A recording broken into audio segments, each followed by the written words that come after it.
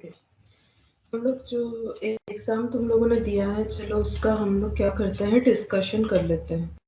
तो पहला देखो, यहाँ पर कुछ ट्रू फॉल्स तुम्हें दिखेगा। ये देखो ट्रू फॉल्स दिखेगा तुम लोगों को।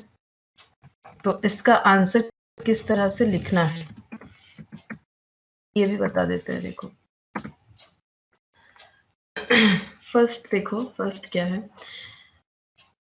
पहले तो तुम लोग को ये नोट डाउन कर लेना चाहिए, ठीक है। आई होप कि तुम लोगों ने किया भी है कि किस तरह से तुम लोग को आंसर्स करने हैं एग्जाम टाइम में। तो यहाँ पर देखो, क्वेश्चन नंबर 1 हमेशा कंपलसरी रहेगा, ठीक है। क्वेश्चन नंबर 1 ये तुम लोग का एग्जाम पैटर्न है, 1 कंपलसरी रहेगा, ठीक है, ये करना ही है।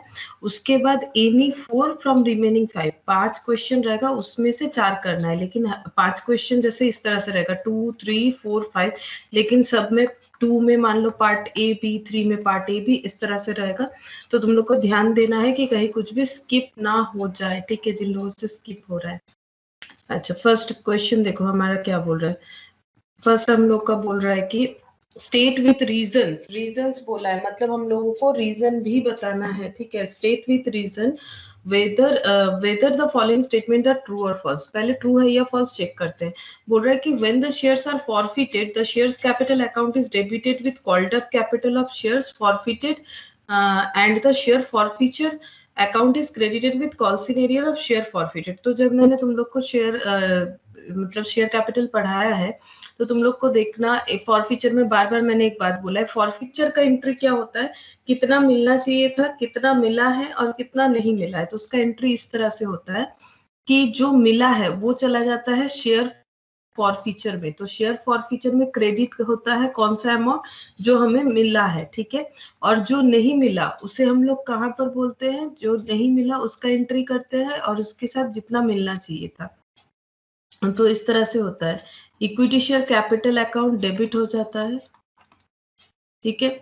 Equity share capital account debit, और जो हम लोगों को नहीं मिला, ठीक है, उसके लिए 2 कॉल्स इन एरियर, जो नहीं मिला, ठीक है, जितना मिलना चाहिए था। सपोज 10 रुपीज वाला शेयर है, एक शेयर का हम दिखाते हैं 8 रुपीज कॉल्ड अप है, 8 रुपीज कॉल्ड अप है, तो 8 मिलना चाहिए था। मान लो उसमें से 8 रुपीज कॉल्ड अप है तो 8 मिलना चाहिए था, लेकिन जिसने दिया उसने 6 रुपीज दिया है, 2 नहीं दिया, ये कंसेप्ट होता है। या फिर मान लो पूरा 10 अगर कॉल्ड अप है, कॉल्ड अप होता है, equity share capital account debit called up होता है। डेबिट क्यों होता है, क्योंकि हमारा जो शेयर है वो कैंसिल हो रहा है। फॉरफीचर का मतलब कैंसिल बिकॉज नॉन पेमेंट, ठीक है। यहाँ पर बोला है शेयर्स आर फॉरफिटेड, तो शेयर कैपिटल, इतना एंट्री जरूरत नहीं, बस समझाने के लिए बोला है। Account is debited with called up capital, तो डेबिट होगा हमेशा कॉल्ड अप कैपिटल से of share forfeiture, and the share forfeiture account is credited with calls in arrear.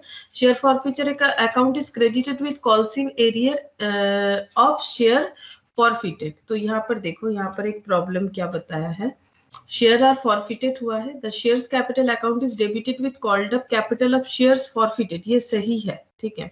And the share forfeiture account is credited, credit तो होगा लेकिन कौन से amount से, कॉल्स इन एरियर से बोला है, calls in arrear of share forfeited, जो शेयर फॉरफिट हो रहा है उसके कॉल्स इन एरियर से नहीं, जितना मिला है। 2 शेयर फॉरफीचर गेन हो रहा है, तो फिर कॉल्स इन एरियर का बात कहाँ से आएगा, मतलब जितना मिला। अब ये गेन इसलिए होता है कंपनी के लिए कि कंपनी ये पैसा वापस नहीं देने वाला है, ठीक है। तो ये हमारा आंसर क्या हो जाएगा, फॉल्स, ठीक है।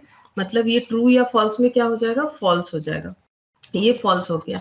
अब क्यों फॉल्स हो रहा है, यहाँ पर देखो लिखा हुआ है इंस्टीट्यूट के, इससे हम दिखा देते हैं। देखो तुम लोगों को इंस्टीट्यूट का जो सोल्यूशन पेपर है वहां पर देखो लिखना कैसे है, हम लोग थोड़ा यही फॉलो करेंगे। व्हेन शेयर्स आर फॉरफिटेड, जब शेयर फॉरफिट हो रहा है, the share capital account is debited, देखो जो लिखा हुआ है वहां पे वही लिखा हुआ है, सही बात, with called up capital of shares forfeited and the share forfeiture account is credited with amount received on, देखो सिर्फ यहाँ पर क्या कर दिया है, ये नाम जो है ऑन शेयर फॉरफीचर कर दिया है। देखो received on the amount of share, ये forfeiture account is credited with, ये कॉल्स इन एरियर के जगह, ये कॉल्स इन एरियर के जगह ये गलत है, यहाँ पर लिखना है हम लोगों को with amount received on share forfeiture, ठीक है, ये लिख देना है। बस तुम लोग को कंसेप्ट क्लियर रहेगा तभी ये सब का तुम लोग इलेबोरेशन कर पाओगे। अगर नहीं कर पाओगे तो यहाँ जो 2 मार्क्स है उसकी जगह सिर्फ 1 मार्क्स ही मिलेगा ट्रू फॉल्स के लिए, ठीक है, और पूरा लिखोगे तो 2 मार्क्स मिलेगा। Discount on time of retirement of bill is a gain for the ड्रॉई, तो रिटायरमेंट मतलब टाइम के पहले दे देना, ठीक है, टाइम के पहले दे देने से रिटायरमेंट बोला जाता है। अब ड्रॉयर है एक और एक है ड्रॉई, ठीक है, ड्रॉई, ड्रॉई मतलब जिसपे बिल ड्रॉ हुआ है। तो डिस्काउंट अगर हो रहा है, retirement of A bill is gain for the ड्रॉई, ये सही बात है, क्योंकि अगर ड्रॉई जो है मतलब जिसे पेमेंट करना है वो अगर टाइम के पहले पे कर देगा तो उसे क्या मिलेगा, उसे मतलब मान लो अगर बिल का जो भी है पेमेंट उसको उससे थोड़ा सा छूट मिल जाएगा, जैसे डिस्काउंट रिसिप्ट वगैरह होता है, जैसे डिस्काउंट रिसिप्ट हो जाएगा, तो ये ऑब्वियसली क्या होगा, ट्रू होगा, ठीक है। उसके बाद देखो, receipt and payment account highlights total income and expenditure, बिल्कुल गलत बात है। रिसिप्ट एंड पेमेंट अकाउंट मैंने बार बार बोला है, it is a summary of cash book, it is a summary of cash book. तो देखो थोड़ा सा यहाँ पर लैंग्वेज बता देते क्या है। देखो, discount at the time of retirement of bill is a gain for the ड्रॉई and loss for the dryer, ठीक है, ड्रॉई के लिए गेन है, ड्रॉयर के लिए लॉस है, ठीक है, इतना सा ही लिखना है। false क्यों, देखो, receipt and payment account is classified as summary of cash receipt and payment over a certain period together with cash and bank balance at the beginning and close of the period। वही, it is a summary of cash book है, cash book का starting point होता है, ये देखो, cash and bank balance से beginning और cash and bank balance से क्लोजिंग होता है, किसी भी एक पीरियड का रहता है। Summary of cash receipt and cash payment that is cash book, ठीक है, summary of cash receipt cash payment मतलब ही कैश बुक। आफ्टर दैट देखो यहाँ पर क्या है, बोल रहे कि ये ट्रू है या फॉल्स है, capital plus long term liability. तो ये रहा बैलेंस शीट, एक तरफ है कैपिटल, एक तरफ बोल रहा है लॉन्ग टर्म लाइबिलिटी, ठीक है। फिर बता रहा है फिक्स्ड एसेट, ओके, फिर बता रहा है करंट एसेट, क्योंकि हमें दोनों से टोटल बराबर करना, बता रहा है कैश, यही तो गड़बड़ हो गया। अब करंट एसेट के अंदर ही तो कैश रहता है, cash is also current asset, अब कैश कहाँ से आ जाएगा, बात ये नहीं है कि कैश बोल के कोई हेडिंग नहीं होता, ये बात नहीं।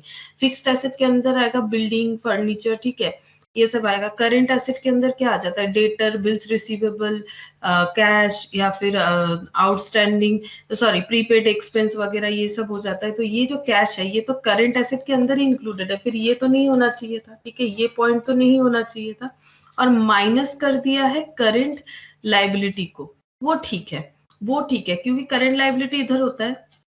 तो अगर हम लोग को दोनों इक्वल करना है तो हम लोग बोल सकते हैं ये दोनों प्लस, तो ये टोटल एसेट है, ठीक है, ये टोटल लाइबिलिटी है, इधर हो गया टोटल एसेट।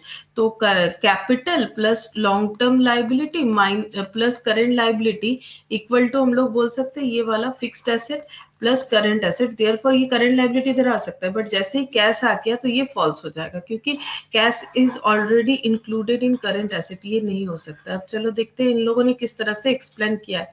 तो ये फॉल्स हो रहा है, फोर्थ नंबर हमारा फॉल्स हो रहा है। तो देखो इन लोगों ने क्या बोला, the right hand side of the equation includes cash twice, जो मैंने बोला कि दो बार कैश ले लिया, once as a part of current asset and another separately. एक तो करंट एसेट के अंदर ही आता है, वो तो तुम लोग लिख सकते हो cash is a part of current asset, तो यहाँ पर हम लोग दो बार नहीं लिख सकते। तो बेसिक अकाउंटिंग इक्वेशन क्या होता है, इक्विटी, ठीक है, plus long term liability equal to fixed asset plus current asset minus current liability, ये हो सकता है, बिकॉज यहाँ पर कैपिटल होता है, फिर दो liability, long term short term या फिर करंट लाइबिलिटी। तो करंट लाइबिलिटी इधर आएगा तो माइनस हो जाएगा, ठीक है, इसीलिए हमारा वो जो दिया हुआ है क्वेश्चन इसके हिसाब से ये फॉल्स हो जाएगा। Next, partners can share profit and losses in their capital ratio if there is no agreement, possible ही नहीं है। अगर कोई एग्रीमेंट नहीं है तो ऑलवेज क्या होगा, इक्वल होगा, ठीक है, ऑलवेज इक्वल होगा। और कैपिटल रेशियो में तभी करेगा अगर एग्रीमेंट बना हुआ है, तो ये वाला पॉइंट भी फॉल्स हो जाएगा। फिफ्थ नंबर देखो, एक्सप्लेनेशन क्या है, अकॉर्डिंग टू पार्टनरशिप एक्ट, यहाँ पर एक्ट कितने साल का है वो भी तुम लोग दे सकते हो, मतलब ईयर ऑफ पार्टनरशिप एक्ट लिख सकते हो यहाँ पर। In the absence of any agreement to contrary profit and losses are to be shared equally among the partners.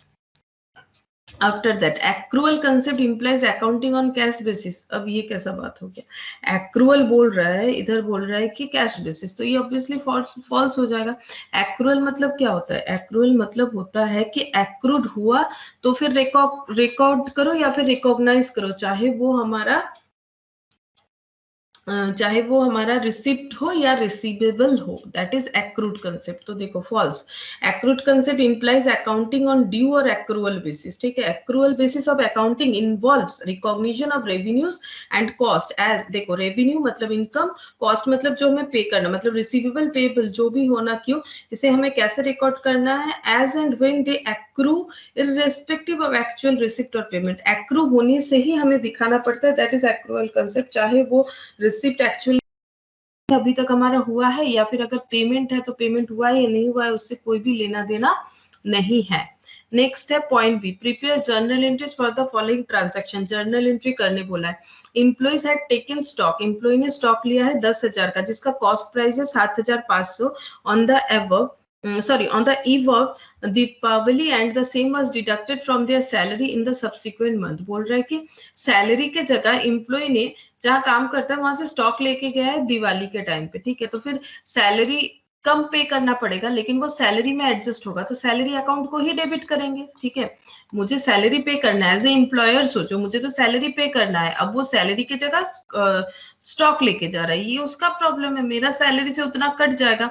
अब हम किस में बेचेंगे एम्प्लॉय को, ऑब्वियसली हम उसे कौन से प्राइस में देंगे, हम उसे कॉस्ट प्राइस में। तो सैलरी अकाउंट डेबिट हो जाएगा, टू क्या हो जाएगा, टू परचेज, क्योंकि स्टॉक घट जाएगा, और परचेज कितने में किया हुआ है, 7,500, ठीक है। तो इसमें कॉस्ट प्राइस से रिकॉर्ड होगा, वो तुम लोग को ध्यान रखना है, ठीक है। Next, goods distributed by way of free sample, ये तो पता ही है तुम लोग को, एडवर्टाइजमेंट टू परचेज हो जाएगा। इसमें क्या हो जाएगा, advertisement to purchase. Income tax liability of proprietor 1400 was paid out of petty cash. Petty cash से इनकम टैक्स लाइबिलिटी प्रोप्राइटर का पे हुआ है, तो प्रोप्राइटर का कोई भी एक्सपेंस पे होगा तो ड्रॉइंग्स हो जाएगा, ड्रॉइंग्स। अब पे हो गया है कहां से, पेटी एक्सपेंस से, टू पेटी एक्सपेंस, टू पेटी एक्सपेंस, ठीक है, टू पेटी एक्सपेंस। लास्ट देखो, purchase of goods from Naveen of the least price 2000। Least price मतलब जो कैटलॉग प्राइस होता है ना, मतलब जहां लिखा हुआ रहता है 2000 का लिया है, उसने अलाउ किया है 10% डिस्काउंट, ट्रेड डिस्काउंट है, तो ये तो अकाउंटिंग एंट्री में शो नहीं होगा, लेकिन ट्रेड डिस्काउंट दिया है तो ये लेस हो जाएगा, कितने का, ये 1800 हो गया, ठीक है। और उसके बाद 50 कैश डिस्काउंट, ये हम लोग डिस्काउंट रिसिप्ट लगा लेंगे, तो ये हो गया 1750, ठीक है। पता है, मैंने बताया भी है तुम लोग को कैश डिस्काउंट और ट्रेड डिस्काउंट में डिफरेंस। ट्रेड डिस्काउंट जो है वो लिस्ट प्राइस से डिडक्ट हो जाता है, लेकिन शो नहीं होता है, ठीक है, ये हमारा एक्चुअल प्राइस हो जाएगा। और ये जो कैश प्राइस है, कैश डिस्काउंट जो है, ये क्विक पेमेंट के लिए, देखो discount was also allowed for quick payment, तो फिर इसमें क्या हो जाएगा, एंट्री परचेज किया हम लोगों ने, तो परचेज का कॉस्ट हमारा 1800 होगा, परचेज 1800, ठीक है। डेबिट टू क्या हो जाएगा, टू डिस्काउंट रिसिप्ट कर लिया हम लोगों ने, कितना 50, ठीक है। और टू कैश हो जाएगा, टू कैश हो जाएगा 7000, ये कितना हो रहा है, 1750 हो रहा है क्या, 1750, ठीक है। Purchase account debit, to discount receipt, to cash.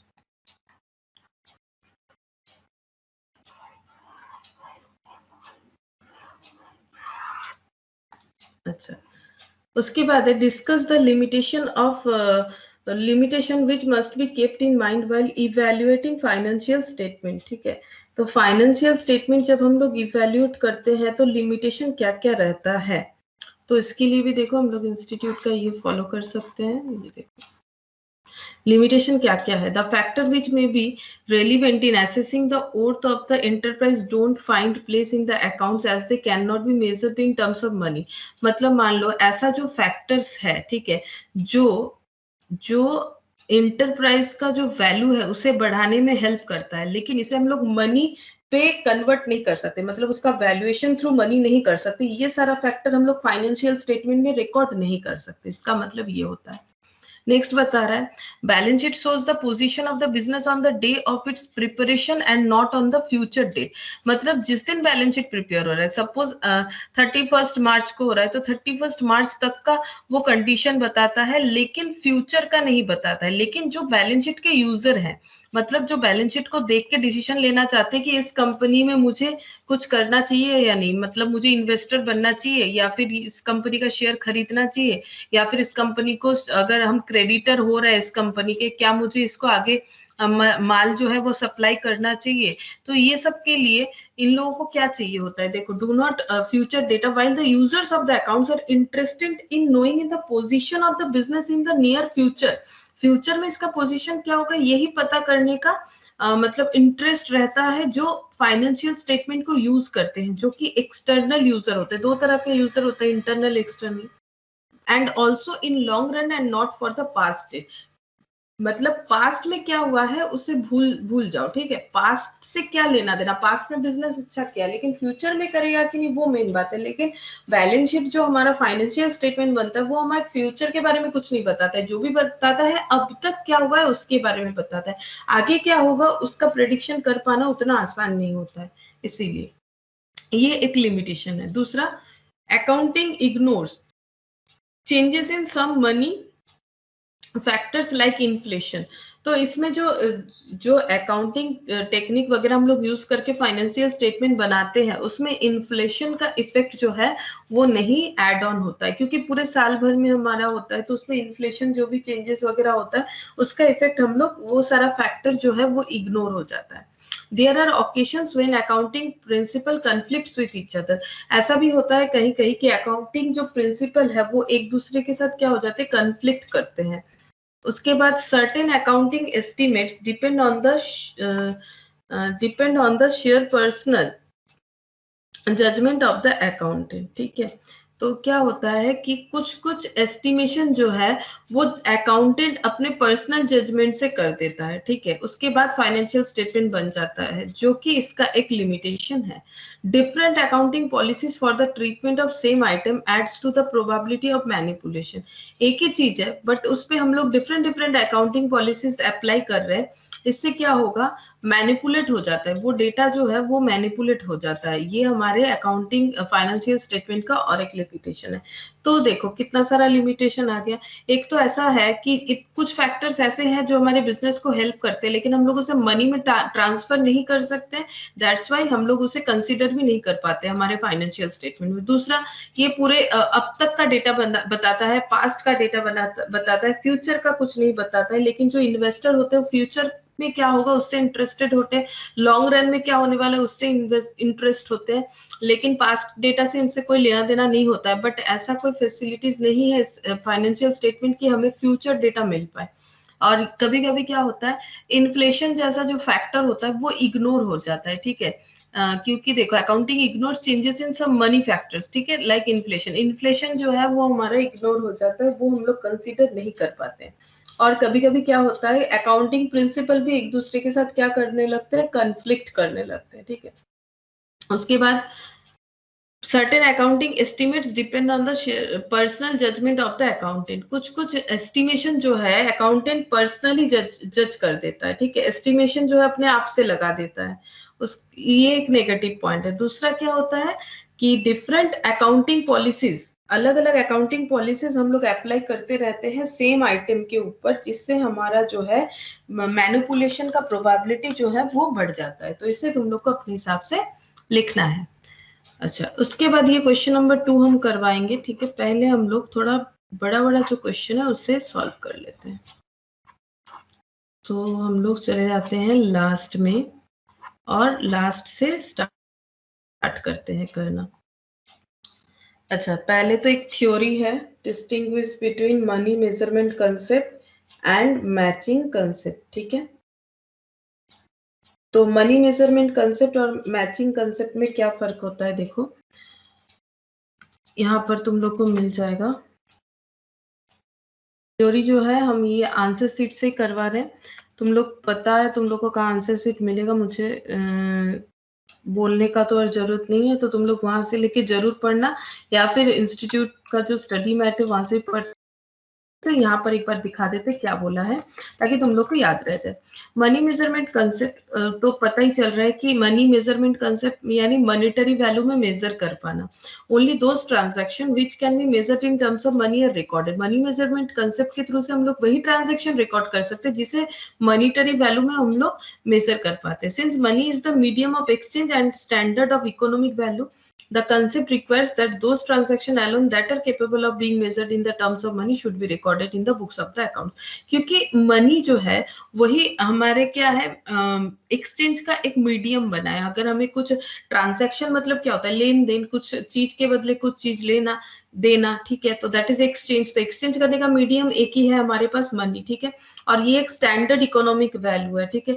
इससे इस कंसेप्ट में यही बताया जाता है जो सब ट्रांजैक्शन को हम लोग मॉनेटरी वैल्यू में आइडेंटिफाई कर सकते हैं, जो केपेबल है मॉनेटरी वैल्यू में मेजर करना, सिर्फ वही बुक्स ऑफ अकाउंट्स में रिकॉर्ड होगा। Transaction and events that can not be expressed in terms of money are not recorded in the business books, ठीक है। एक ही बात को घुमा फिरा के लिखा है, थोड़ा थोड़ा लैंग्वेज चेंज करके लिखा है। तो तुम लोग जब लिखोगे तो तुम लोग को ध्यान रखना है कि तुम लोग लैंग्वेज को सही तरह से ऐसे यूज करो ताकि कंसेप्ट वही पता चले, लेकिन थोड़ा ये जो है यहाँ पर लिखने का तरीका से हमारा पैराग्राफ भी थोड़ा ठीक ठाक दिखे। जैसे देखो, only those transaction which can be measured in monetary terms are recorded. बात तो यही था ना। फिर देखो, since money is medium of exchange, ये सारा पॉइंट हम लोग को मानना है। जब तुम लोग ऐसे थ्योरी पढ़ोगे तो तुम लोग को देखना चाहिए कि क्या क्या अलग पॉइंट है, वो याद रखोगे तो उससे तुम लोग लिख पाओगे। जैसे पहला तो मॉनेटरी कंसेप्ट का मतलब यही होता है कि मनी में मेजर करना, तो can be measure in money, तो तुम लोग कैसे लिखना चाहिए, मेजर्ड इन मनी, ये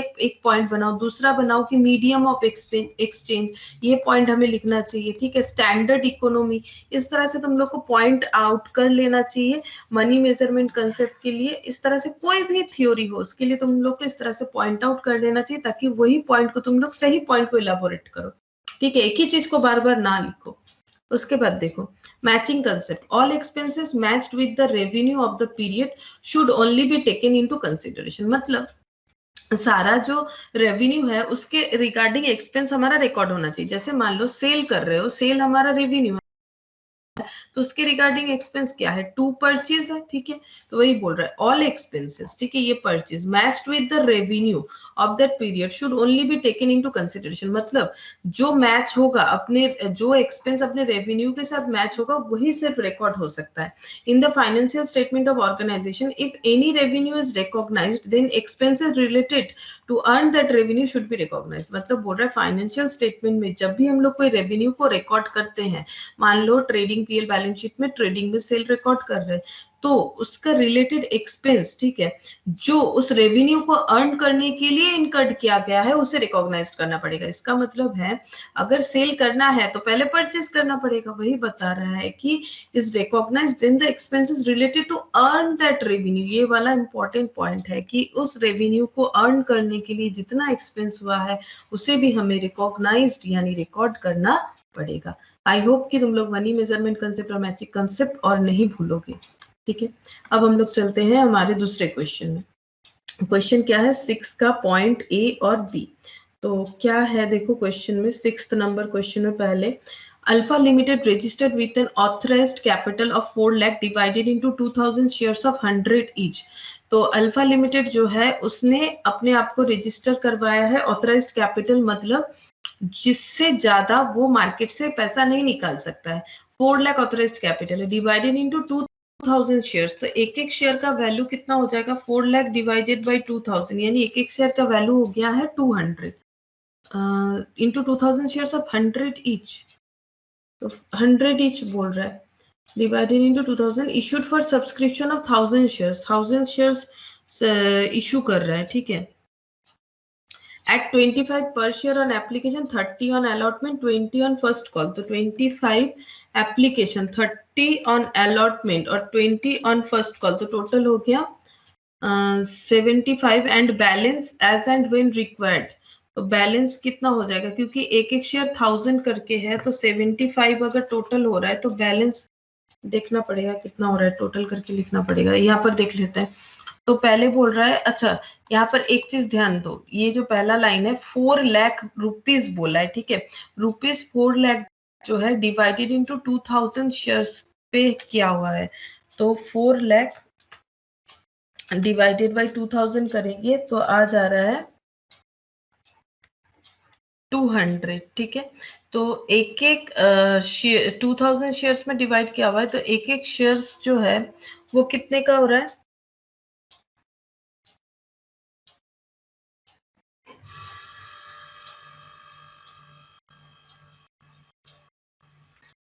टू 2000 शेयर्स में डिवाइडेड है, तो 2000 इंटू 200 करेंगे तभी ना होगा 4 लाख, तभी तो 4 लाख हो रहा है।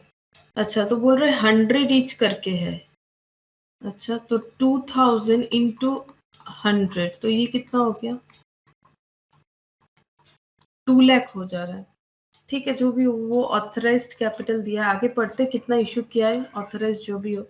ये देखो यहाँ पर बोल रहा है issued for subscription of 1000 shares. 1000 shares जो है इन लोगों ने इशू किया है, ठीक है। 1000 शेयर्स इन लोगों ने इशू किया है एट 25। कैसे पे करना है? सबसे पहले हमें पता है एप्लीकेशन का पैसा मिलता है 25, फिर अलॉटमेंट के लिए कॉल किया जाता है 30, और फिर फर्स्ट कॉल कितना है 25। फर्स्ट कॉल कितना है 25, और बोल रहा है कि balance as and when required. तो पहले टोटल कर लो, 25 25 50 और 30, 80 रुपीज हो गया। कितना करके है? 100 करके है, तो बैलेंस कितना हो जाएगा 20। अगर कभी भी और बाकी कॉल किया जाएगा तो वो कितना होगा? 20 रुपीज के लिए होगा। एप्लीकेशन मनी ऑन 1000 शेयर्स पे ड्यूली रिसीव्ड। 1000 शेयर्स पे एप्लीकेशन मनी मिल चुका है, यानी 25 करके मिल चुका है। And allotment was made to them, और उन लोगों को अलॉटमेंट भी दे दिया गया है। The allotment amount was received in full, allotment fully मिल गया। But when the first call was made, जब फर्स्ट कॉल किया गया, 2 share holders fail to pay the amount on 100 share each held by them, and another shares with 100 shares paid the entire amount of his shares. The company did not make any other call, give necessary journal entries. तो देखो काफी easy है, और मुझे जितना याद आ रहा है शायद मैथ का ही क्वेश्चन है।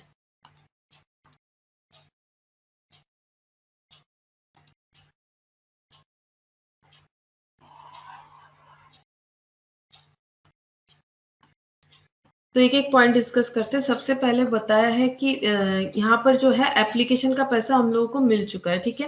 एप्लीकेशन का पैसा सबने दे दिया। देखो application money on 1000 shares duly received, सारा पैसा मिल गया। और हमें पता है किस तरह से एंट्री होता है। सबसे पहले हम नरेशन वगैरह नहीं लिख रहे, तुम लोग लिख लेना या फिर आंसर शीट में देख लेना क्या लिखा हुआ है। तो सबसे पहले एप्लीकेशन का पैसा मिलेगा, bank account debit to equity share application होता है, ठीक है। एप्लीकेशन का पैसा भरना पड़ता है पहले, तभी जाके आगे का जो है कंसेप्ट, माने आगे का जो भी प्रोसीड्यूर है अलॉटमेंट वगैरह वो क्लियर हो सकता है। तो सबसे पहले देखो 1000 इंटू 25, एप्लीकेशन का 25 है तो हम यहाँ पर लिख के दिखा रहे हैं 1000 इंटू 25,000 रुपीज जो है मिल गया एप्लीकेशन, ठीक है। उसके बाद क्या होगा? इक्विटी शेयर एप्लीकेशन, ये ट्रांसफर एंट्री होता है टू इक्विटी शेयर कैपिटल। देखो फिर से तुम लोग को याद दिला देते हैं शेयर का कैसे होता है। एप्लीकेशन का पैसा सबसे पहले मिलता है, फिर अलॉटमेंट के लिए ड्यू किया जाता है। मतलब एप्लीकेशन मतलब खुद को पहले तुम्हें बोलना है कि तुम्हें शेयर होल्डर बनना है, तो फिर तुम्हें क्या करना पड़ेगा? पहले एप्लीकेशन का पैसा भरना पड़ेगा, ठीक है। तो एप्लीकेशन का पैसा दोगे, फिर अलॉटमेंट के लिए कंपनी तुम्हें कॉल करेगी कि इतने दिन के अंदर अलॉटमेंट का पैसा दे दो। बट एप्लीकेशन के लिए ऐसा नहीं होता है, ठीक है। एप्लीकेशन के लिए क्या होता है? कंपनी डेट बता देती है कि इतना दिन हमारा एप्लीकेशन चलेगा, उसी टाइम के अंदर तुम्हें एप्लीकेशन का पैसा भर देना है। सेम फॉर अलॉटमेंट भी होता है, लेकिन एप्लीकेशन में पहले रिसिप्ट फिर ट्रांसफर एंट्री होता है। This is receipt and this is transfer to capital, क्योंकि कैपिटल में ही तो ट्रांसफर करना है। ये दोनों तो न्यूट्रल हो गया। Bank to equity share capital, actually जैसे bank to capital, cash to capital होता है वही करना है। लेकिन जैसे ही किसी ने एप्लीकेशन भर दिया है, अब उसको अलॉटमेंट के लिए कंपनी टाइम देगी कि आप इतने दिन में अलॉटमेंट भर दो, और तब कंपनी अपने बुक्स ऑफ अकाउंट्स में एक ड्यू एंट्री पास करवाएगी, इक्विटी शेयर अलॉटमेंट, कि मुझे अलॉटमेंट का इतना पैसा मिल सकता है। बट एप्लीकेशन में वो नहीं ऐसा सोचती है। एप्लीकेशन जितना आता है उतना ले लेती है, उसके लिए ड्यू नहीं करती है कि मेरा ओवर सब्सक्रिप्शन हो सकता है, अंडर सब्सक्रिप्शन हो सकता है, फुल सब्सक्रिप्शन, वो जैसा होगा वैसा मान लेगी। लेकिन अलॉटमेंट में उसे पता है कि कितने लोगों से मुझे अलॉटमेंट का पैसा मिलने वाला है। हजार नंबर ऑफ एप्लीकेशंस पे मुझे मिलने वाला है, तो ड्यू एंट्री पास करवाएगी। तो देख लो 1000 पे ड्यू एंट्री। अब देख लो अलॉटमेंट का कितना है, अलॉटमेंट का है 30 पर शेयर, तो 30 करके हो जाएगा 30,000। 2 क्या हो जाएगा, ये ड्यू एंट्री है, equity share allotment account debit to equity share capital, कितना हो गया 30,000 की मुझे 30,000 मिल सकता है। अब जब मिलेगा तो एंट्री हो जाएगा bank to equity share allotment, तो वही फिर bank to equity share capital, कैसे भी करके तुम लोग का बैंक इक्विटी शेयर कैपिटल तो होना ही चाहिए, ठीक है। 30,000 ये मिल गया, ठीक है। फिर नेक्स्ट के लिए फिर से ड्यू करेगी कि जिन लोगों ने अलॉटमेंट का पैसा दिया है उन लोगों से अब मुझे क्या मिलेगा, उन लोगों से अब मुझे मिलेगा मेरा फर्स्ट कॉल का पैसा। तो equity share first call to equity share capital, तो कितने लोगों से मिलेगा 1000, और देख लो फर्स्ट कॉल का कितना पैसा रखा था इन लोगों ने 20, तो ये हो गया 20,000 का ड्यू एंट्री पास करवा देगी कि मुझे 20,000 मिल सकता है equity share first call to equity share capital. लेकिन यहाँ पर एक पॉइंट था कि जब पैसा मिलने का टाइम आया तो फर्स्ट कॉल में कुछ लोगों ने क्या कर दिया है, पैसा नहीं दिया है, देखो फेलियर हो गया। तो बोल रहा है देखो, application money 1000 shares was duly received, हम लोगों ने कर दिया, allotment was made to them, the allotment money was received in full. ये देखो ये अलॉटमेंट कर दिया गया, ठीक है, कि हम लोग अलॉटमेंट सबको ड्यू कर रहे हैं, मतलब सबको हम लोग अलॉट देंगे शेयर का, अगर तुम लोग पैसा दे देते हो तो पहले ड्यू कर दिया फिर पैसा, this is the due entry, this is the receipt and receipt entry, ठीक है, दिस इज ड्यू, फिर ये RECEIPT रिसिप्ट एंट्री, यहाँ पर होता है पहले रिसिप्ट, ठीक है, पहले रिसिप्ट देन ये हो जाता है ट्रांसफर, यहाँ पर due and transfer then receipt होता है, ठीक है। फिर फर्स्ट कॉल में ड्यू हुआ, बट फर्स्ट कॉल में देखो हमारा कॉल्स इन एरियर आ जाएगा, क्योंकि जब फर्स्ट कॉल हुआ, but when the first call was made, 2 share holders fail to pay amount on 100 shares each held by them and another shareholder with 100 share paid the entire amount on his shares। हुआ क्या, जब final call first call का payment का बारी आया तो फिर दो शेयर होल्डर जिन्होंने 100 शेयर होल्ड करके रखा था, उन्होंने क्या किया है, फेल कर दिया है फर्स्ट कॉल का पैसा, तो क्या होगा, बैंक अकाउंट डेबिट पैसा मिलने वाला था, टू क्या होने वाला था, इक्विटी शेयर फर्स्ट कॉल, यही होने वाला था। अगर कुछ प्रॉब्लम नहीं होता तो जस्ट हमारा इसकी तरह ही एंट्री होता, bank to equity share allotment, उसी तरह से इक्विटी शेयर फर्स्ट कॉल क्या हो जाता, कैंसिल हो जाता। बट यहाँ पर एक तो हुआ है calls in arrear, calls in arrear बोलते हैं जब कोई पैसा नहीं देता है, तो कॉल्स इन एरियर कितने 100 शेयर पे नहीं मिला है, 100 शेयर का 2 जन है, ठीक है, 100 शेयर का 2 जन है, और कितना करके है फर्स्ट कॉल है 20 रुपीज, ये देखो 20 रुपीज था, तो 100 इंटू 2 इंटू 20, तो कितना हो गया 4,000 नहीं मिला, ठीक है। और to equity share first call, हम लोगों ने जितना डेबिट किया उतना ही क्रेडिट करना पड़ेगा कैंसिल करने के लिए, ये हमेशा फिक्स्ड होता है। देखो ये 20,000 हम लोगों ने जितना डेबिट किया ना उतना ही क्रेडिट हो गया हम लोगों का, लेकिन एक ने एडवांस भी किया है, ठीक है, तो देखो बोल रहा है ना बाकी पैसा उसी के साथ दे दिया, ये देखो एंड अनदर शेयर होल्डर, एक शेयर होल्डर है जिसने 100 शेयर होल्ड कर रखा है, उसने एंटायर अमाउंट मतलब जो बाकी था पूरा दे दिया, यानी कॉल्स इन एडवांस हो जाएगा, इसे हम लोग बोलेंगे कॉल्स इन एडवांस। 100 शेयर पे हुआ है और कितना दे दिया, जो बाकी कितना था, बाकी कितना हम लोगों ने कैलकुलेट किया था, देखो ये है 25 एप्लीकेशन का और अलॉटमेंट का 30, फर्स्ट कॉल का 20, और टोटल हुआ मेरा 75 माइनस कर दो 100 तो 25, ठीक है, 25 हो रहा है, मतलब एप्लीकेशन ये बैलेंस जो बच रहा है, application allotment first call add करने के बाद बैलेंस बच रहा है 25, तो सारा पैसा दे दिया, यानी 2500 एक्स्ट्रा दे दिया है, ठीक है।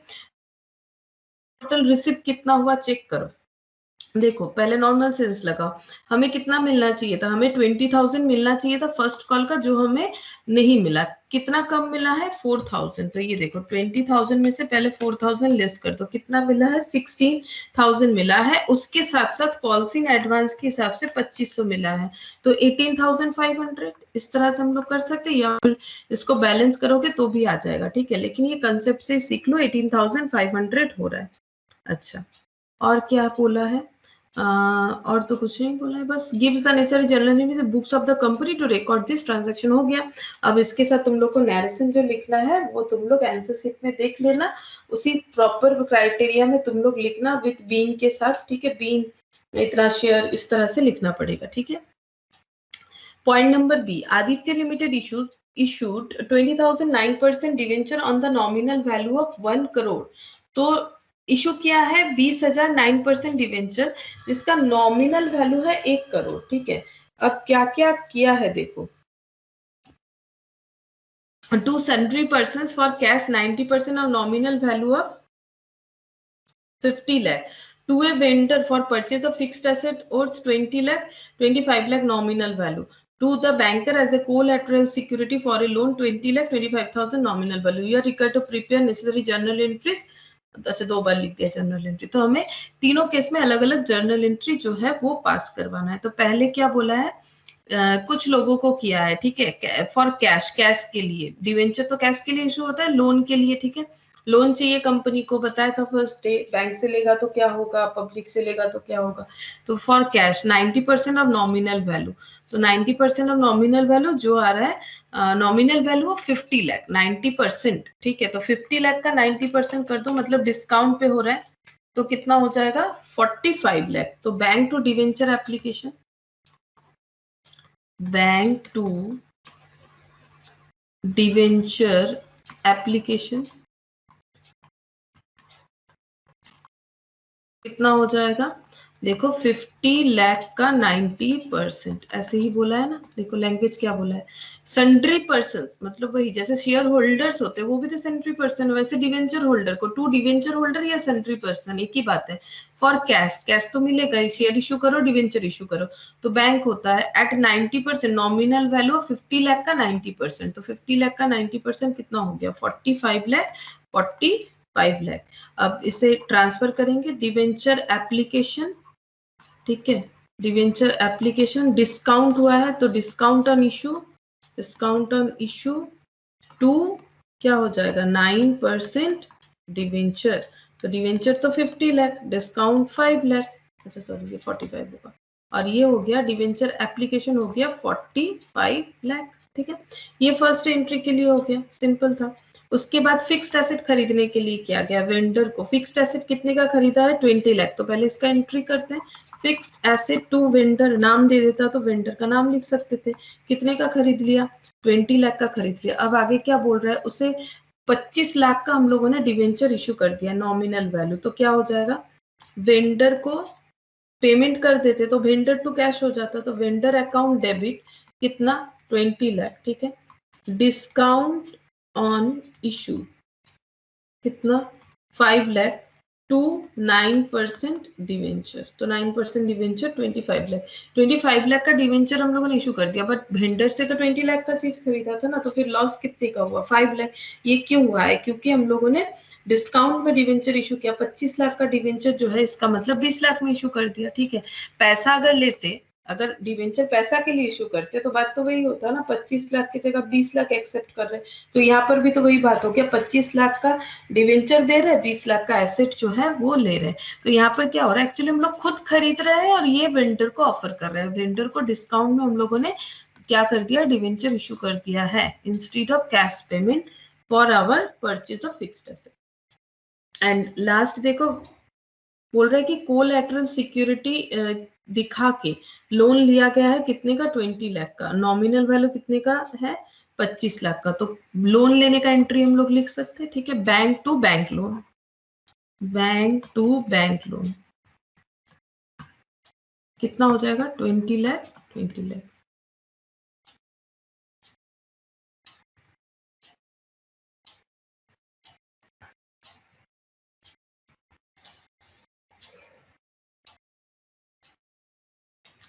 और इस पे देखो तुम लोग को अगर नोट्स याद आता है तो एक बार देखो, यहाँ पर हम लोग सिर्फ बैंक टू बैंक लोन लिख सकते हैं, लेकिन ये बाकी जो कोलैटरल सिक्योरिटी है इसका क्या होता है, no entry is made in the books of accounts of the company at the time of making issue of such debenture.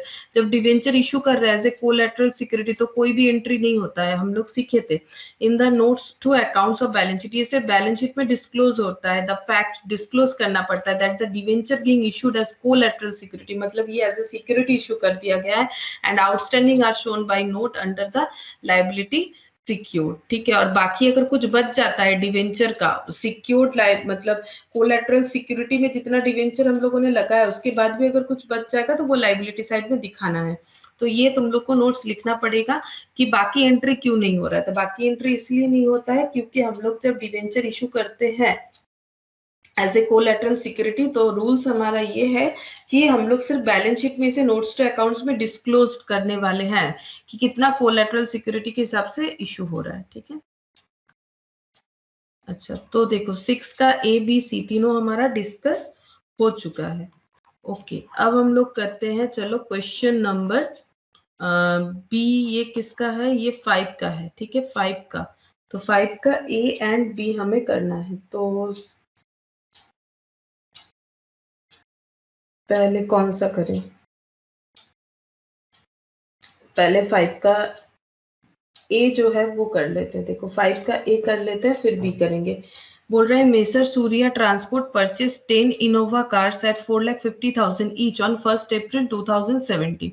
1 अप्रैल 2017 में इनोवा कार परचेज किया है 10 ठो। On October 1, 2019, one of the car is involved in an accident and is completely destroyed, and 2,70,000 is received from the insurance in full settlement. On the same date, another car is purchased by the company for the sum of 5 lakh. The company writes up 20% of the original cost per annum, yani SLM. The company observe the calendar year as its financial year. Calendar year यानी Jan to December. हमें क्या करना है? You are required to prepare Innova car account. सिर्फ asset account prepare करने बोला है, Innova car account prepare करने बोला है। तो चलो देखते हैं इसमें कैसे हमें कैलकुलेशन करना है। तो क्वेश्चन नंबर 5 का ए कर लेते हैं पहले। तो डेप्रिसिएशन में हम इस तरह से ड्रॉ करके करवाते हैं। तो देखो कितना परचेज किया? 10 इनोवा कार का 1 अप्रैल 2017। तो 10 car eight the rate of 4,50,000, ठीक है। उसके बाद क्या बोला है? ऑन अक्टूबर 1, 2019, ऑन अक्टूबर 2019 बोल रहा है। और कैलेंडर ईयर ये लोग फॉलो करता है। तो 1 अप्रैल के बाद 1 अप्रैल 2017, तो ये ईयर एंड होने वाला था 31 दिसंबर 2017। उसके बाद कब होगा? 31 दिसंबर 2018। उसके बाद होगा 31 दिसंबर 2019, ठीक है। अब बोला क्या है? इसमें बोल रहा है ऑन अक्टूबर 1, 2019। 1 अक्टूबर मतलब इस यहाँ पर, ठीक है, ले लेते हैं यहाँ पर 1 अक्टूबर यहाँ पर मान लेते हैं। 1 अक्टूबर 2019 में क्या हुआ है? The car is involve in an accident. One of the car, एक कार, ठीक है, एक्सीडेंट हो गया, is completely destroyed and 2,70,000 is received from the insurance in full settlement. तो एक कार, इसमें से एक कार, 10 में से एक कार, 1 कार, ठीक है, यहाँ पर एक्सीडेंट हुआ। और एक्सीडेंट होने पे इस डेट पे क्या हुआ है? पूरा डिस्ट्रॉय हो गया और इंश्योरेंस कंपनी से क्लेम मिल चुका है कितने का? 2,70,000 क्लेम। यहाँ पर एक्सीडेंट हुआ था, क्लेम मिल गया। इंश्योरेंस किया हुआ था। On the same date another car is purchased for the company sum of 5 lakh. तो परचेज हुआ है यहाँ पर नया कितना? 5 लाख से, ठीक है, परचेज हुआ है 5 लाख से। द कंपनी राइट्स ऑफ 20% और the original cost per annum, ठीक है। तो डेप्रिसिएशन इसका क्या चल रहा है? 20% SLM, ओरिजिनल कॉस्ट मतलब होता है SLM। तो हमें इसका क्या करना है? बोल रहा है कि सिर्फ और सिर्फ हमें जो है बनाना है इनोवा कार अकाउंट। तो पहले देखो यहाँ पर हम दिखा देते हैं हमारा वर्किंग नोट क्या होना चाहिए। तो कौन से ईयर का बनाने बोला है? For the year ends 31 December 2019 and 20, ठीक है, 19 और 20 बनाने बोला है। तो यहाँ पर देखो ओरिजिनल कॉस्ट यहाँ दिखाते हैं 1/4/2017 में कितना था। हम एक कार का अलग करेंगे, बाकी 9 कार का अलग करेंगे क्योंकि एक का हिसाब अलग हो जाएगा, क्योंकि एक कार जो है वो डिस्ट्रॉय हो गया है। तो हम पहले एक कार का दिखा देते हैं। तो 4,50,000 इसका वैल्यू था। तो फर्स्ट ईयर जब ये खरीदा गया तो ये कितने दिन यूज हुआ? यहाँ से यहाँ तक, यहाँ ईयर एंड होगा। तो अप्रैल, मई, जून, जुलाई, अगस्त, सितंबर, अक्टूबर, नवंबर, दिसंबर। तो ये कितना मंथ्स हो जाएगा? 9 मंथ्स, ठीक है। तो 9 मंथ्स यूज करो 20% करके। तो 4,50,000 इंटू 20% इंटू 9 डिवाइडेड बाई 12, तो हो गया 67,500। तो less depreciation on 31st of December 2017 67,500 minus कर दो 4,50,000, तो 3,82,500, 3,82,500, ठीक है, 3,82,500। फिर यहाँ से यहाँ तक पूरा 12 मंथ्स, तो 12 मंथ्स यानी 20%, लेकिन ओरिजिनल कॉस्ट पे होगा, ये ध्यान रखना है, बिकॉज हमारा ये SLM मेथड है। तो 31 दिसंबर 2018, तो 4,50,000 पे 4,50,000 पे 20% लगाना है, ये तुम लोग को ध्यान में रखना है। तो 90,000, क्वेश्चन इजी दिया है बट सब गलती यही करेगा कि इस पे कर दो फिर। तो माइनस 3,82,500, तो ये कितना हो गया 2,92,500, 2,92,500 हो गया। फिर लेस करेंगे डेप्रिसिएशन, लेकिन कब तक का, ये 2019 में कुछ चक्कर है यहाँ पर 1 अक्टूबर, तो यहाँ से यहाँ तक यूज हुआ था। तो जैन, फेब, मार्च, अप्रैल, मई, जून, जुलाई, अगस्त, सितंबर, 9 मंथ्स, फिर से 9 मंथ्स यूज हुआ क्योंकि 1 अक्टूबर को एक्सीडेंट हो गया। तो 9 मंथ्स यानी फिर से वही कितना हो जाएगा 67,500 ही होगा, क्योंकि इसके पहले भी तो 67,500 हुआ था और ये तो हमारा SLM है। तो 2019 67,500, तो बचा कितना 225,000, 225,000 ये बच रहा है। और कंपनी, इंश्योरेंस कंपनी से 270 रिसीव हुआ, तो ठीक है, लेस कर देते हैं अमाउंट रिसीव्ड, तो कितना 2,70,000, तो कितना बच रहा है, देखो बच रहा है 45,000, ठीक है। मतलब इसमें हमारा क्या हुआ है, हमारा प्रॉफिट हुआ है, सेटलमेंट में हमारा प्रॉफिट हुआ है। जैसे सेल होता है वैसे सेटलमेंट बोलेंगे इसे। सेटलमेंट में हमारे 45,000 का क्या बन चुका है, प्रॉफिट। ये बन गया उस कार का जिसका एक्सीडेंट हुआ है। बाकी 9 कारों का क्या होगा, 9 कार, ठीक है, बाकी 9 कार का क्या होगा, उनका ओरिजिनल कॉस्ट हो जाएगा, सेम डेट ले लेते हैं 1/4/17 में 9 कार का 4,50,000 इंटू 9, तो ये हो गया 40,50,000। इस पे डेप्रिसिएशन लगेगा पहले तो 9 मंथ्स का, ठीक है, डेप्रिसिएशन लगेगा 9 मंथ्स का। तो 9 मंथ्स का डेप्रिसिएशन लगाते हैं इंटू 20% इंटू 9 डिवाइडेड बाई 12, तो ये हो गया।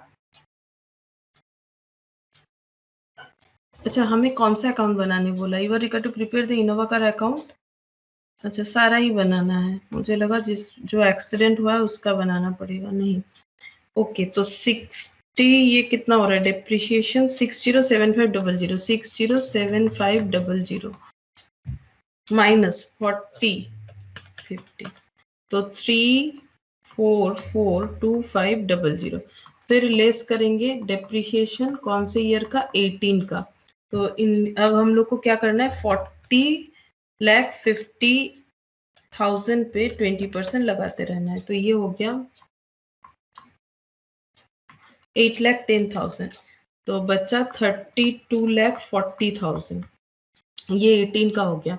फिर 19 में तो पूरा ही होगा, ठीक है, 19 फिर से इसमें हो जाएगा 8,10,000, तो माइनस 8,10,000, ठीक है, क्योंकि ओरिजिनल कॉस्ट है, तो बचा कितना 24,30,000, ठीक है, 24,30,000, और हमें 20 का भी बोला है, तो ये तो 20 में नहीं बच रहा था, ये बच रहा है, तो इसका तो करना पड़ेगा 8,10,000, तो ये हो गया 16,20,000, ठीक है, ये हो जाएगा 16,20,000 जो 9 बचे हुए थे, लेकिन एक खरीदा भी गया है ये वाला, ठीक है, इसी डेट पे खरीदा गया है 5 लाख का 1 अक्टूबर को, तो 5 लाख, ये कौन सा है 2019 का है, तो इस पे डेप्रिसिएशन लगेगा कितना, अक्टूबर से लेके अक्टूबर, नवंबर, दिसंबर, 3 मंथ्स का, ठीक है, 19 तक 3 मंथ्स का, तो 5 lakh into 20% into 3 divided by 12, तो ये हो गया 25,000, 25,000 माइनस 5 लाख, तो ये हो गया 4,75,000, 4,75,000 लेस डेप्रिसिएशन, इसमें 2020 तक का देखना है हमें, तो 5 लाख का 20%, ओरिजिनल कॉस्ट है ना, 5 लाख का 20%, 1 लाख, तो 3,75,000 ये हो गया। अब हमें क्या करना है, सिंपल इसका अकाउंट बनाना है। तो ये हम लोग का आधा से ज्यादा काम तो हो चुका है, बस हम लोग बनाएंगे अकाउंट, इनोवा कार अकाउंट, और हमें बनाना है 2019 और 2020 का। तो हमें कौन सा बैलेंस चाहिए, हमें चाहिए क्लोजिंग बैलेंस चाहिए 2018 का, या फिर मान लो 2019 का ओपनिंग चाहिए। तो देखो 2018 का क्लोजिंग हमें अगर चाहिए तो 2018 तक हमारे पास सारा कार किस कंडीशन में था, सारा कार अच्छे कंडीशन में था। यहाँ पर जब ओपनिंग हम लोग का अकाउंट कहाँ से बनाना है, यहाँ से लेके यहाँ तक 20 तक बनाना है, 2020 सपोज ये वाला, तो यहाँ से यहाँ तक बनाना है। तो हमें ओपनिंग बैलेंस जब चाहिए तो हमारे पास कितना कार था, 10 का 10 कार था। तो हम लोग को कैसे यहाँ पर इस वर्किंग नोट से हेल्प मिलेगा, हमें देखना है 2018 का ये डिप्रिशिएशन लग गया, ठीक है, ये यहाँ पर डिप्रिशिएशन है, यहाँ पर डिप्रिशिएशन है। तो ये 2018 का क्लोजिंग 32,40,000, ठीक है, 32,40,000। और इधर देखो 29,25,000, इधर कौन सा हो रहा है, 29,25,000।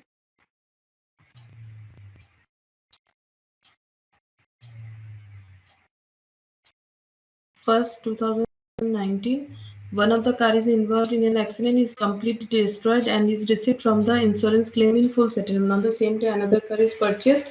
The company writes to 20%, and the company observes the calendar year. You are required to prepare the Innova car account. 10 Innova car बोला है, लेकिन यहाँ पर एक चीज जो किया है इन लोगों ने, सिर्फ उसी कार का कैलकुलेशन दिखाया है जो सेल हो गया, जो यहाँ पर ये हो गया, एक्सीडेंट हो गया, जो नया खरीदा गया है उसी का सिर्फ अकाउंट दिखाया गया है, ठीक है। तो हम उसी बेसिस पे करके तुम लोग को दिखा देते, मैंने ऐसा क्यों किया है। ये देखो यहाँ पर इसका मतलब अगर सिर्फ उसी कार का हम लोग करें जो एक्सीडेंट हुआ है, तो उस कार का बैलेंस कितना था 2018 के एंड में 29,25,000। ये देखो दिख रहा होगा तुम लोग को 29,25,000, 29,25,000, ये 1000 ही होगा शायद, मेरे से एक जीरो कम हो गया है, देख लेते हैं। ये है 4,50,000 माइनस 67,500, 3,82,500 माइनस 90,000, तो 2,92,500। अच्छा,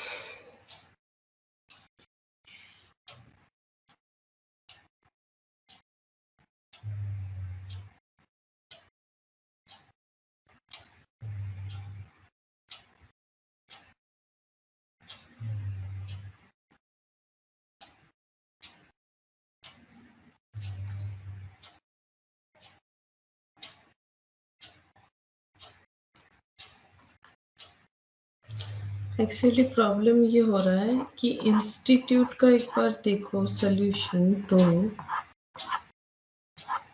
यहाँ पर तो कुछ गड़बड़ी करके रखा है इन लोगों ने।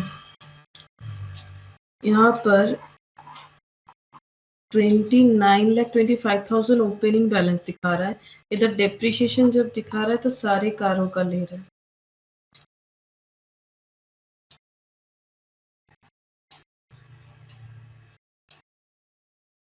छोड़ो, हम लोग अपने हिसाब से करते हैं। तो हम लोग सारा जो डेप्रिशिएशन है सारे के लिए बनाएंगे, ठीक है।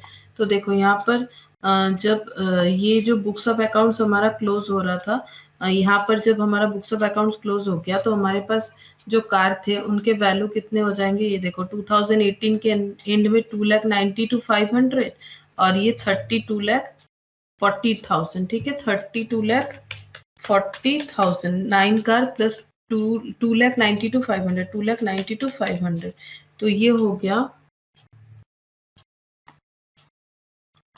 अच्छा ये एक बार चेक कर लेते, 4,50,000 करके 9 का, इसका एक कैलकुलेशन फिर से एक बार चेक कर लेते। 4,50,000 इंटू 9 तो 40,50,000 माइनस हो जाएगा 60,7500, तो 3442500 माइनस 8,10,000 26। अच्छा ये गलत हो गया क्या? 3442500 माइनस 8140। अच्छा ये थोड़ा यहाँ पर कैलकुलेशन जो है माइनस मेरा गलत हो गया, तो ये हो जाएगा 26,32,500 माइनस 8,10,000, तो ये हो गया 18,22,500। तो इससे रब करते हैं,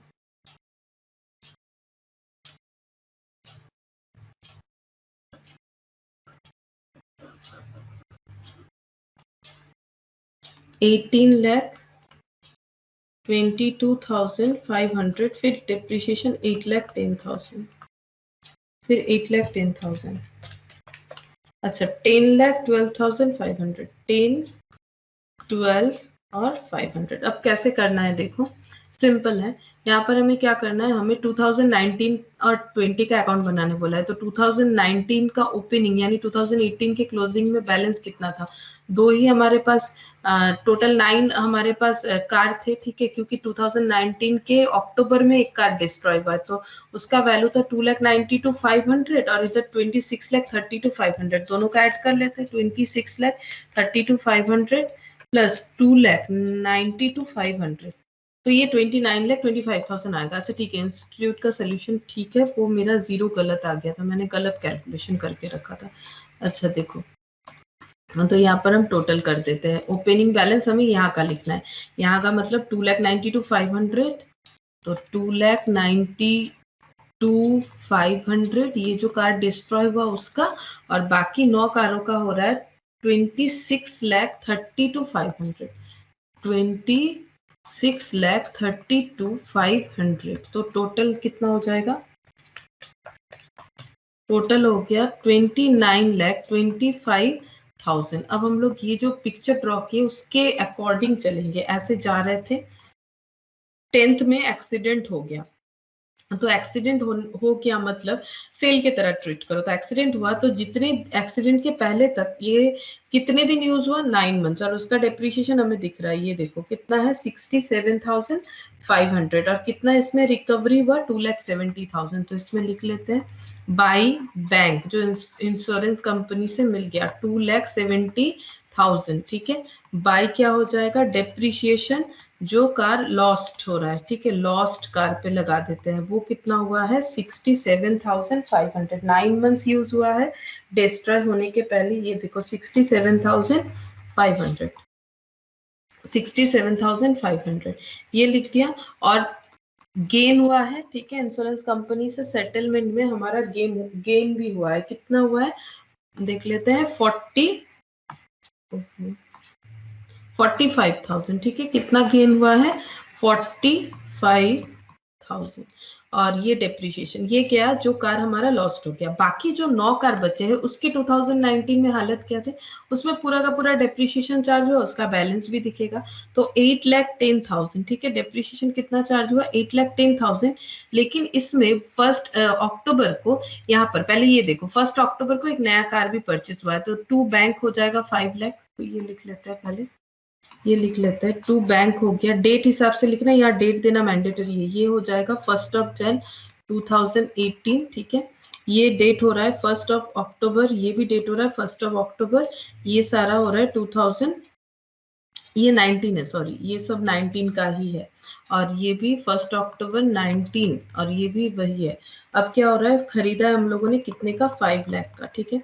अब हमारे पास कितना सारा मतलब कार है, देखो 10 था, 10 ही बन गया, एक यहाँ पर 9 हो गया था यहाँ डिस्ट्रॉय होने की वजह से, लेकिन यहाँ पर खरीदा तो 10 बन गया। तो उस पर डेप्रिशिएशन ये देखो 25,000, कैसे कैलकुलेशन करना है, 2019 का डेप्रिशिएशन अब चेक करो। अब वो वाला इसका तो कोई काम रहा नहीं, ये तो खत्म हो गया, इसका जो भी कैलकुलेशन करना था। तो 2019 में 8,10,000 और 2019 में 25,000, तो दोनों का टोटल 8,10,000 और 19,000, तो 8,10,000 और 9 नहीं, कितना है 19 नहीं 25,000, ठीक है 25,000। तो 8,10,000 प्लस 25,000, तो ये हो गया 8,35,000। 8,35,000 रिमेनिंग जो भी कार है इंक्लूडिंग द न्यू परचेज, तो बाई बैलेंस सीडी। अब बैलेंस सीडी तुम लोग चाहो तो यहाँ पर टोटल करके भी कर सकते हो, लेकिन जब हम वर्किंग बना लेते हैं तो हम वर्किंग से ही कर ले सकते हैं। देखो 4,75,000 बैलेंस बचेगा नए वाले का, और ओल्ड वाले का जितना भी है 18,22,500। तो 18,22,500 प्लस 4,75,000, ठीक है। तो ये हो गया 22,97,500। तो चेक करो 22,97,500 हो रहा है कि नहीं। एक बार यहाँ पर हम लिख के दिखा देते हैं जो भी मैंने लिखा है। 4,75,000, ठीक है 4,75,000 4,75,000 प्लस 18,22,500 प्लस 18,22,500 18,22,500।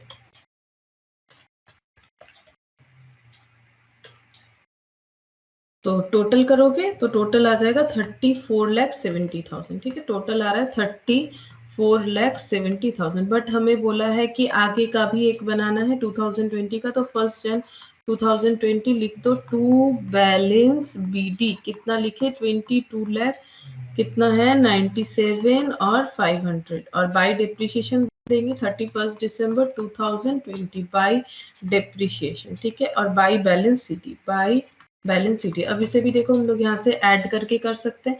डेप्रिसिएशन कितना है 1 लाख, और यहाँ पर कितना है 8,10,000, तो टोटल कितना हो गया 9,10,000। अब समझ रहे होगे मैंने कैसे किया है। तो 9,10,000 और डेप्रिसिएशन बैलेंस कैसे होगा 2,97,500 माइनस कर दो 9,10,000। 2,97,500 सॉरी 22,97,500 माइनस 9,10,000, तो ये हो जाएगा 13,87,500। अब देख लो यहाँ पर बैलेंस देख लो टोटल करके 3,07,500 3,75,000 सॉरी 3,07,500 नहीं 3,75,000 3,75,000 प्लस 10,12,500 10,12,500। तो देखो टोटल 13,87,500 ही आ रहा है। तो हमारा टैली हो गया, डेप्रिसिएशन अकाउंट इज कंप्लीट, ठीक है। अब हम लोग चलते हैं क्वेश्चन नंबर बी पे। The following are the balances as at 31 March 2020 extracted from the books of mister Sanjeev. तो ये तो एक ट्रायल बैलेंस दिया हुआ है। अब हमें क्या करना है, इससे trading PL balance sheet prepare करना है। तो एडजस्टमेंट देखना जरूरी है। Purchase include sales return 5,150 and sales include purchase return 3,450। तो बोल रहा है कि परचेज में सेल्स रिटर्न इंक्लूड है और सेल्स में परचेज रिटर्न इंक्लूड है, ठीक है। तो इसका मतलब हमें क्या करना पड़ेगा, purchase include sales return of 5,150, ठीक है, और sales include purchase return of 3,450। तो ये हमें क्या करना पड़ेगा, परचेज से परचेज रिटर्न माइनस करना पड़ेगा, सेल्स से सेल्स रिटर्न माइनस करना पड़ेगा। Goods withdrawn bye mister Sanjeev for own consumption 7,000 includes in purchase. तो फिर ये वाला क्या करना पड़ेगा, ये बोल रहा है कि गुड्स मिस्टर संजीव शायद जो ओनर है, एक बार चेक कर लेते हैं। मिस्टर संजीव हाँ मिस्टर संजीव ओनर है। तो इन्होंने क्या किया है, इन्होंने कुछ गुड्स विथड्रॉन किया है, इंक्लूडेड इन परचेज है, ठीक है। तो ये ड्रॉइंग्स है हमारा 7,000 का। उसके बाद क्रिएट करने बोला है provision for doubtful debt 5% and provision for discount on debtor. तो डाउटफुल डेट क्रिएट करने के बाद हमेशा डिस्काउंट ऑन डेटर क्रिएट होता है, बिकॉज जो डाउटफुल डेट है उन्हें डिस्काउंट देने का तो कोई मतलब ही नहीं है। Pre sample distribute for publicity costing 1,650। तो ये फ्री सैंपल डिस्ट्रीब्यूट करेंगे तो हमारा क्या हो जाएगा, परचेज का स्टॉक जो है वो कम हो जाएगा, ठीक है। तो हमें कुछ रेक्टिफिकेशन एंट्री भी जो है वो पास करना पड़ेगा। जैसे फर्स्ट वाला रेक्टिफिकेशन एंट्री पास करना पड़ेगा क्योंकि परचेस में सेल्स रिटर्न इंक्लूड होना नहीं चाहिए था, ठीक है।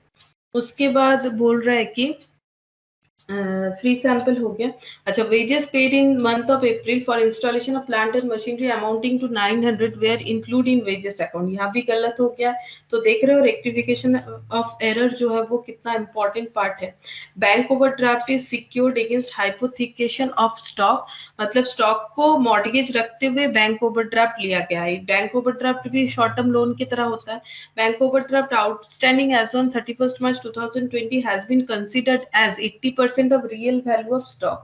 तो बैंक ओवरड्राफ्ट जो है जितना बाकी है, मतलब जितना अभी भी हमारा लोन बाकी है वो कितना वैल्यू शो कर रहा है, 80% of real value of stock deducting 20% as margin, deducting 20% as margin, and after adjusting the marginal value of 80% of the same has been allowed to draw as on overdraft। अच्छा, उसका मतलब हम लोग जब करेंगे तब बता रहे हैं डेप्रिसिएशन प्रोवाइड करना है प्लांट एंड मशीनरी के ऊपर। तो पहले रेक्टिफिकेशन एंट्री हम लोग जो है वो पास करवा लेते हैं। तो रेक्टिफिकेशन एंट्री क्या क्या होगा, पहले तो बोल रहा है कि परचेज इंक्लूड्स इन सेल्स रिटर्न 5150 और सेल्स इंक्लूड परचेज रिटर्न 3450। तो पहले क्या होगा, ओके देखो, अब फाइनल अकाउंट्स का पहला जो हमारा रेक्टिफिकेशन है उसमें क्या बताया है, purchase include sales return of 5150। मतलब क्या है, परचेज जो है, परचेज में सेल्स रिटर्न आ गया, मतलब परचेज में सेल्स रिटर्न आ गया है 5150 का। तो देखो सेल्स रिटर्न कितना होता है, देखो यहाँ पर दिया हुआ है purchases include sales return of 5150। तो एक सेल्स रिटर्न हुआ है, तो सेल्स रिटर्न का एंट्री होता है sales return account debit to sales. तो सेल्स रिटर्न 5150 होना चाहिए, तो वो हो गया परचेज 5150। यहाँ पर बोल रहा है सेल्स में इंक्लूड है परचेज रिटर्न ऑफ 3450। तो अगर परचेज रिटर्न हुआ है तो एंट्री पास होना चाहिए था टू परचेज रिटर्न, ये जैसे डेबिट हुआ टू परचेज रिटर्न, बट हो क्या है वही वाला हो गया टू सेल्स। तो रेक्टिफाई कैसे करें, पहले परचेज को क्रेडिट करेंगे टू परचेज 5150, सेल्स को डेबिट करेंगे सेल्स 3450। सेल्स रिटर्न को होना चाहिए तो sales return 5150, to purchase return था तो to purchase return 3450। This is the rectified entry, ठीक है। ये फर्स्ट रेक्टिफिकेशन। फिर गुड्स विथड्रॉन किया है संजीव ने पर्सनल कंजम्पशन के लिए, इंक्लूड हो चुका है परचेज में, गुड्स विथड्रॉन किया गया है। तो गुड्स विथड्रॉन से एंट्री होना चाहिए था ड्रॉइंग्स, ठीक है। ड्रॉइंग्स टू क्या होना चाहिए, परचेज होना चाहिए, ड्रॉइंग्स टू परचेज, बट ये क्या हो गया है, बोल रहा है कि goods withdrawn Sanjeev for own consumption 7000 including purchase. तो 7000 तो इंक्लूडिंग परचेज तो होना चाहिए, बट यहाँ पर क्या हो गया है,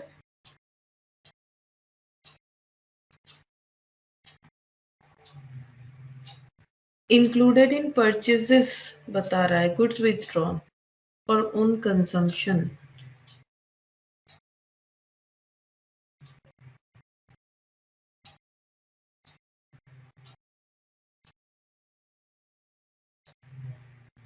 वो परचेज में ही इंक्लूड है। अच्छा, इसका मतलब है कि ये परचेज में ही इंक्लूडेड है, ठीक है। अभी तक इसका कोई एंट्री नहीं पास हुआ है, तो परचेज से उसे हटाना पड़ेगा, क्योंकि अगर हम लोग ड्राइंग्स करेंगे तो हमारा परचेज जो है वो तो मतलब कम हो जाएगा ना, स्टॉक जो है वो कम हो जाएगा। इसका मतलब बोल रहा है इंक्लूडेड है, ड्रॉ कर लिया है लेकिन वो परचेज में इंक्लूड रखा है, परचेज को लेस नहीं किया है, मतलब कम नहीं किया है, ये बता रहा है। उसके बाद बोल रहा है create a provision for doubtful डेब्ट 5%, ये तुम लोग कर लेंगे। फ्री सैंपल पब्लिसिटी कॉस्टिंग 1650, ये सब ठीक है। Wages paid for the month of April, installation of plant and machinery included कर दिया वेजेस में।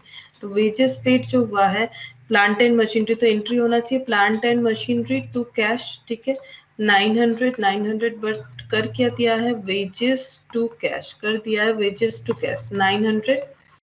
तो इसे कैसे सही करें, पहले देखो वेजेस को कैंसिल करते हैं, टू वेजेस और प्लांट एंड मशीनरी को लेके आ जाते हैं, plant and machinery 900, wages 900। And last क्या बोला है, एडवर्टाइजमेंट, यहाँ पर एक बताया था, बोल रहा है कि फ्री सैंपल डिस्ट्रीब्यूशन पर पब्लिसिटी कॉस्टिंग 1650 बोला है, ठीक है। तो ये सब देखो, ये इसका एंट्री भी पास कर सकते हो इसे रेक्टिफिकेशन मान के, या फिर डायरेक्टली तुम लोग पता है कि अगर फ्री डिस्ट्रीब्यूशन किया जाता है पब्लिसिटी के लिए, तो वो परचेज से लेस हो जाएगा 1650।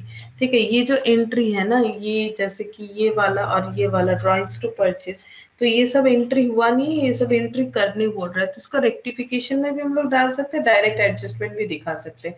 Free sample distribution for publicity costing 1650, तो इसका क्या होगा, एडवर्टाइजमेंट टू परचेज। ठीक है, यहाँ पर कुछ गलत हुआ ऐसा तो नहीं बोला है, यहाँ पर भी जैसे ओमिशन था। ठीक है, ये सब क्या है, एडिशनल इंफॉर्मेशन है, बाद में हुआ है, तो इसका भी हम लोग एंट्री पास कर सकते हैं। लेकिन अगर रेक्टिफिकेशन बोलोगे तो मेन रेक्टिफिकेशन हो रहा है ये वाला, परचेज इंक्लूड्स। ठीक है, और ये जो है गुड्स विथड्रॉन किया है, बट ये अभी भी परचेज में इंक्लूड है, तो इसका एंट्री कर सकते हैं क्योंकि परचेज को कम करना पड़ेगा। प्रोविजन क्रिएट करने जो बोला है, ये हम लोग नॉर्मल कर लेंगे जैसे करना चाहिए। तो एडिशनल इंफॉर्मेशन है, free sample distribution for publicity, ये किया गया है, तो इसमें कुछ गलत हुआ ऐसा तो नहीं बोला है, एंट्री नहीं हुआ है तो एंट्री पास करना पड़ेगा। Wages paid in the month of अप्रैल, ये गलत है, इसे सही करना पड़ेगा। अच्छा, और ये बैंक ओवरड्राफ्ट वाला पोर्शन था, और तो कुछ नहीं है। तो अब हम लोग क्या बनाएंगे, ट्रेडिंग पीएल और बैलेंस शीट। तो देखो trading account, trading and profit and loss account. ठीक है, एक साथ हम लोग बना लेते हैं, trading and PL.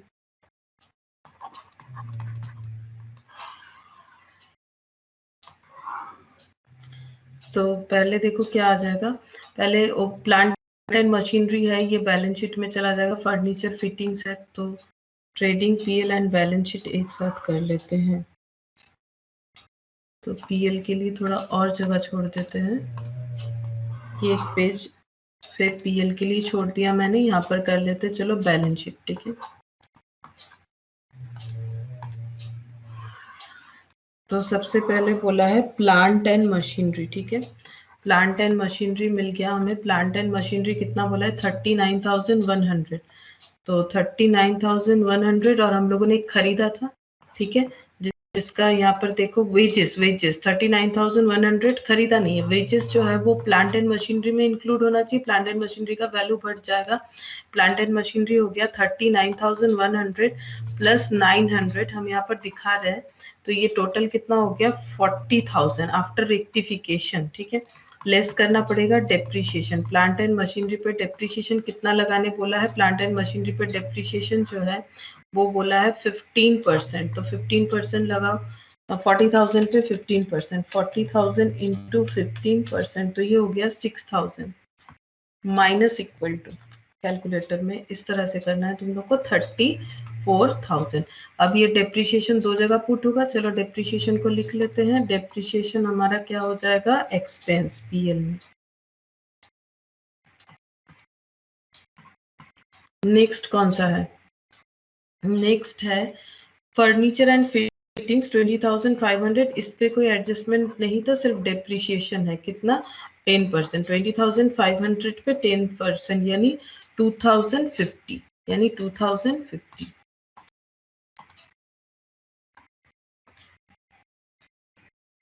Furniture and fittings, ठीक है, 20,500 लेस कितना हो जाएगा, depreciation at the rate of 10% है 2050, तो 18,450। अब ये डेप्रिसिएशन लिखेंगे, to depreciation on furniture and fittings, तो ये बन गया to depreciation on plant and machinery, to depreciation on furniture and fittings 2050। तो एक एक हम लोग पुट करते जा रहे हैं। फिर है बैंक ओवरड्राफ्ट। ठीक है, बैंक ओवरड्राफ्ट के बारे में कुछ बताया था हम लोग को, उसका ट्रीटमेंट करना पड़ेगा। ठीक है तो बैंक ओवरड्राफ्ट कितना है, 1,60,000, और ये क्या बताया, bank overdraft is secured against hypothecation of stock, मतलब इसके अगेंस्ट में सिक्योरिटी रखा है स्टॉक का। Bank overdraft outstanding as on 31 March 2020, ये कब का है, 31 मार्च 2020 का है। Outstanding has been considered 80% of real value of the stock, यानी जितना बैंक ओवरड्राफ्ट इधर शो हो रहा है वो शो हो रहा है कितना स्टॉक के वैल्यू के साथ, क्योंकि जब बैंक मॉर्गेज रखता है तो फिर वो देखता है कि उसने कितना उधार दिया, उसके अगेंस्ट में उसके पास उसके पास कितना सिक्योरिटी है, तो बोल रहा है कि ये 80% स्टॉक का वैल्यू को डिफाइन कर रहा है, डिडक्टिंग 20% एज मार्जिन, क्योंकि ये स्टॉक बेच के कितना प्रॉफिट होगा वो हटा दिया गया है 80% of real value of stock, and after adjusting the margin value 80% of the same has been allowed to draw as an overdraft. ठीक है, तो बोल रहा है कि after adjusting the marginal value 80% जो है of the same has been allowed to draw as an overdraft. ठीक है, तो यहाँ पर बैंक ओवरड्राफ्ट जो है वो जितना है हम लोग उतना ही लिख देते हैं 1,60,000। ठीक है, बैंक ओवरड्राफ्ट उतना ही रहेगा, वो तो बता रहा है मॉर्गेज का वैल्यू, तो बीओडी लिख लेते हैं, तो बीओडी आ जाएगा बीओडी 1,60,000। ठीक है, उसके बाद क्या है, उसके बाद है कैपिटल 1,30,000।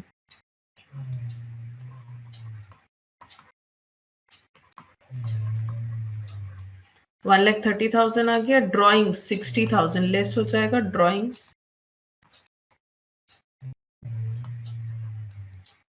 कितना बताया, ड्रॉइंग्स बताया 16,000, ड्रॉइंग 16,000। अच्छा, परचेज 3,20,000, लेकिन परचेज में एडजस्टमेंट होगा 2, अच्छा ओपनिंग स्टॉक रहेगा तो इसका स्पेस छोड़ देते हैं। टू परचेज, परचेज कितना बता रहा है हमें, 3,20,000 बता रहा है, लेकिन इसमें एडजस्टमेंट करना पड़ेगा, तो परचेज बताया है 3,20,000। अब एडजस्टमेंट देखो क्या हो जाएगा, परचेज क्रेडिट हो जाएगा 5,150, तो 3,20,000 माइनस 5,150 कर दो। ठीक है, तो कितना आ जाएगा, और परचेज रिटर्न को भी हमें एडजस्ट करना है, तो परचेज 3,20,000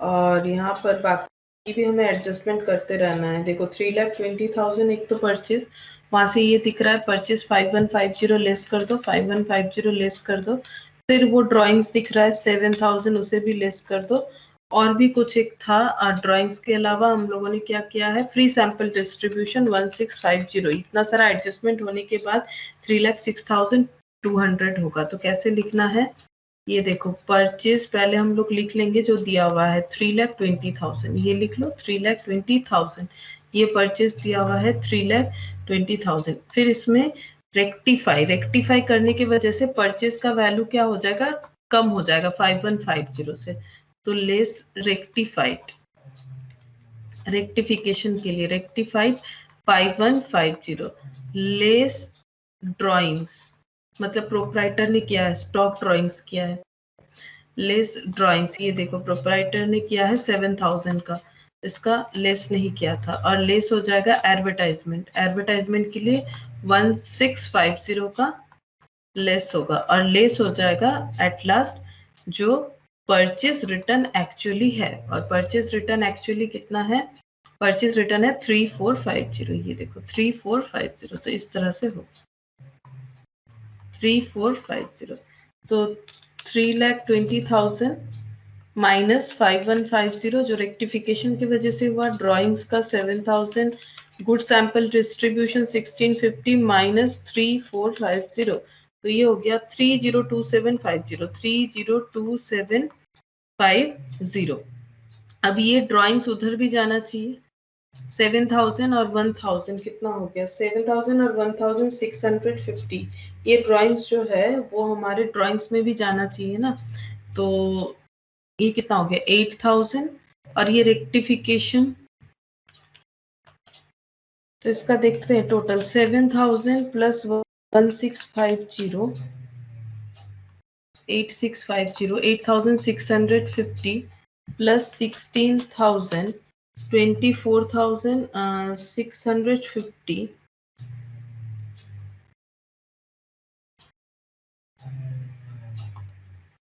और कितना सारा ड्राइंग्स जाएगा, एडवर्टाइजमेंट है और ये है 7,000, और ये हो गया 1,650, 7,100 650 प्लस 16,000,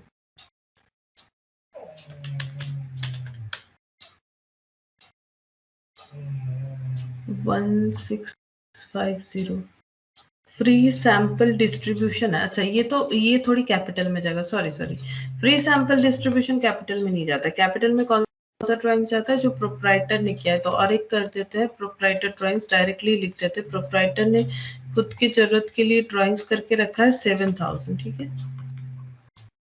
तो ये टोटल ड्राइंग्स हो गया। अब इसमें नेट प्रॉफिट लिख देंगे, अगर जो नेट प्रॉफिट आएगा तो, क्योंकि देखो ये हमारा दो जगह पे जाना चाहिए, हम लोग का उसी कंसेप्ट में हो रहा है। जो भी एडिशनल इंफॉर्मेशन है वो हमारे दो जगह पे जाना चाहिए। अच्छा, परचेज लिख लिया। ओपनिंग स्टॉक 64,500, तो to opening stock 64,500, to opening stock 64,500, to opening stock हो गया 64,500। इसमें कुछ एडजस्टमेंट नहीं था। अच्छा, वेजेस 24,330, इसमें एक माइनस करना पड़ेगा, जो हम लोगों ने प्लांट वाला यहाँ पर लगा दिया था।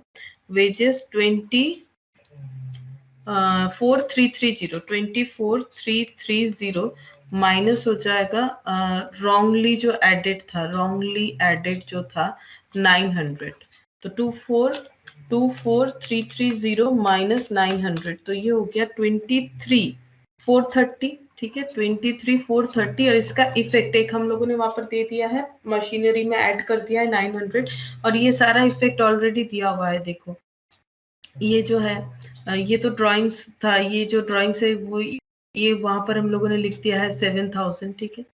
इस तरह से यहाँ पर प्रोविजन फॉर डाउटफुल डेब्ट ऑलरेडी है 6400, तो बाय पीबीडीडी यहाँ पर लिख लेते हैं। बाय पीबीडीडी जो हमें ओपनिंग बैलेंस से मिलेगा वो हम लोग इधर लिख लेंगे 6400।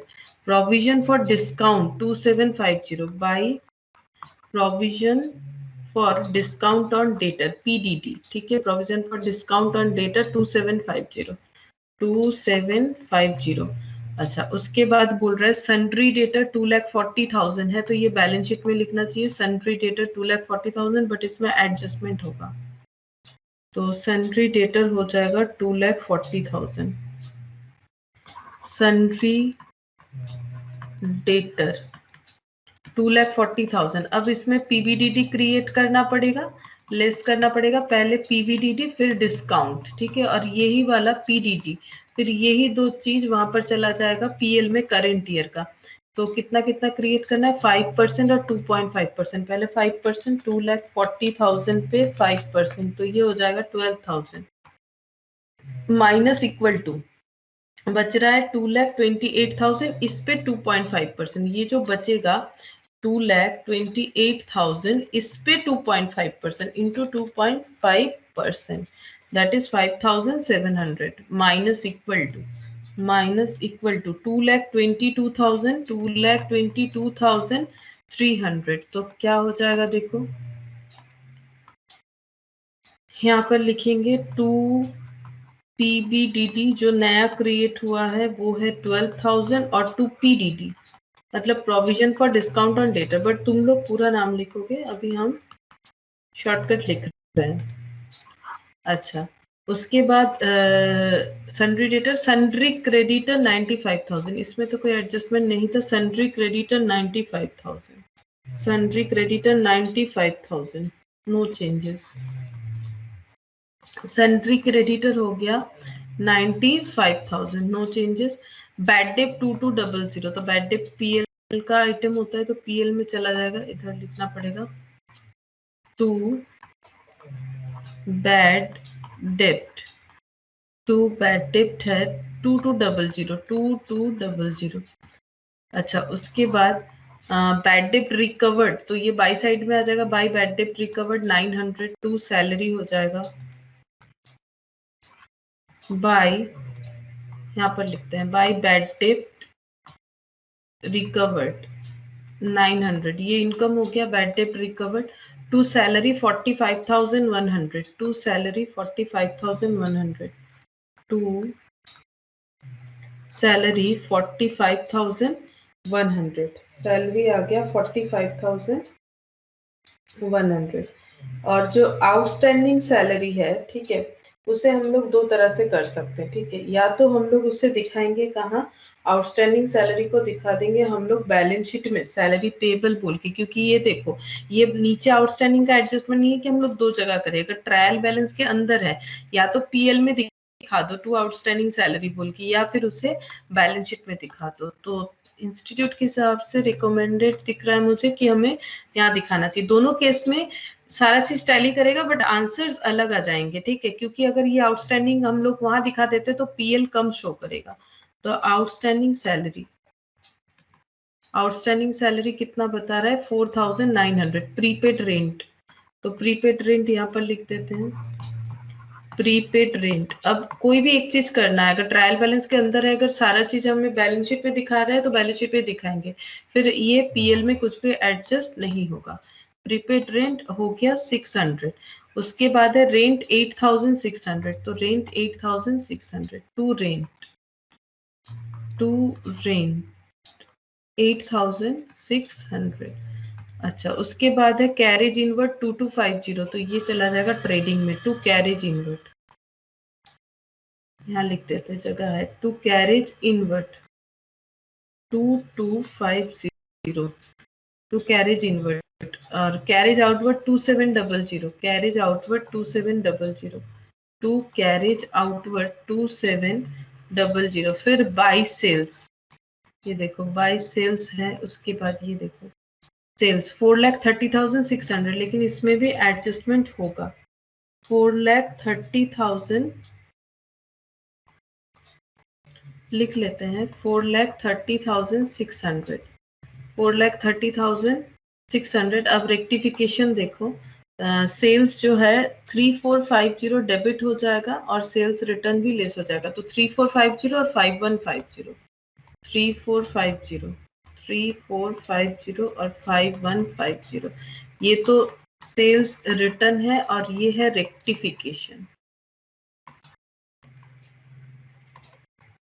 तो 4,30,600 माइनस 3450 माइनस 5150, तो ये बन गया 4,22,000।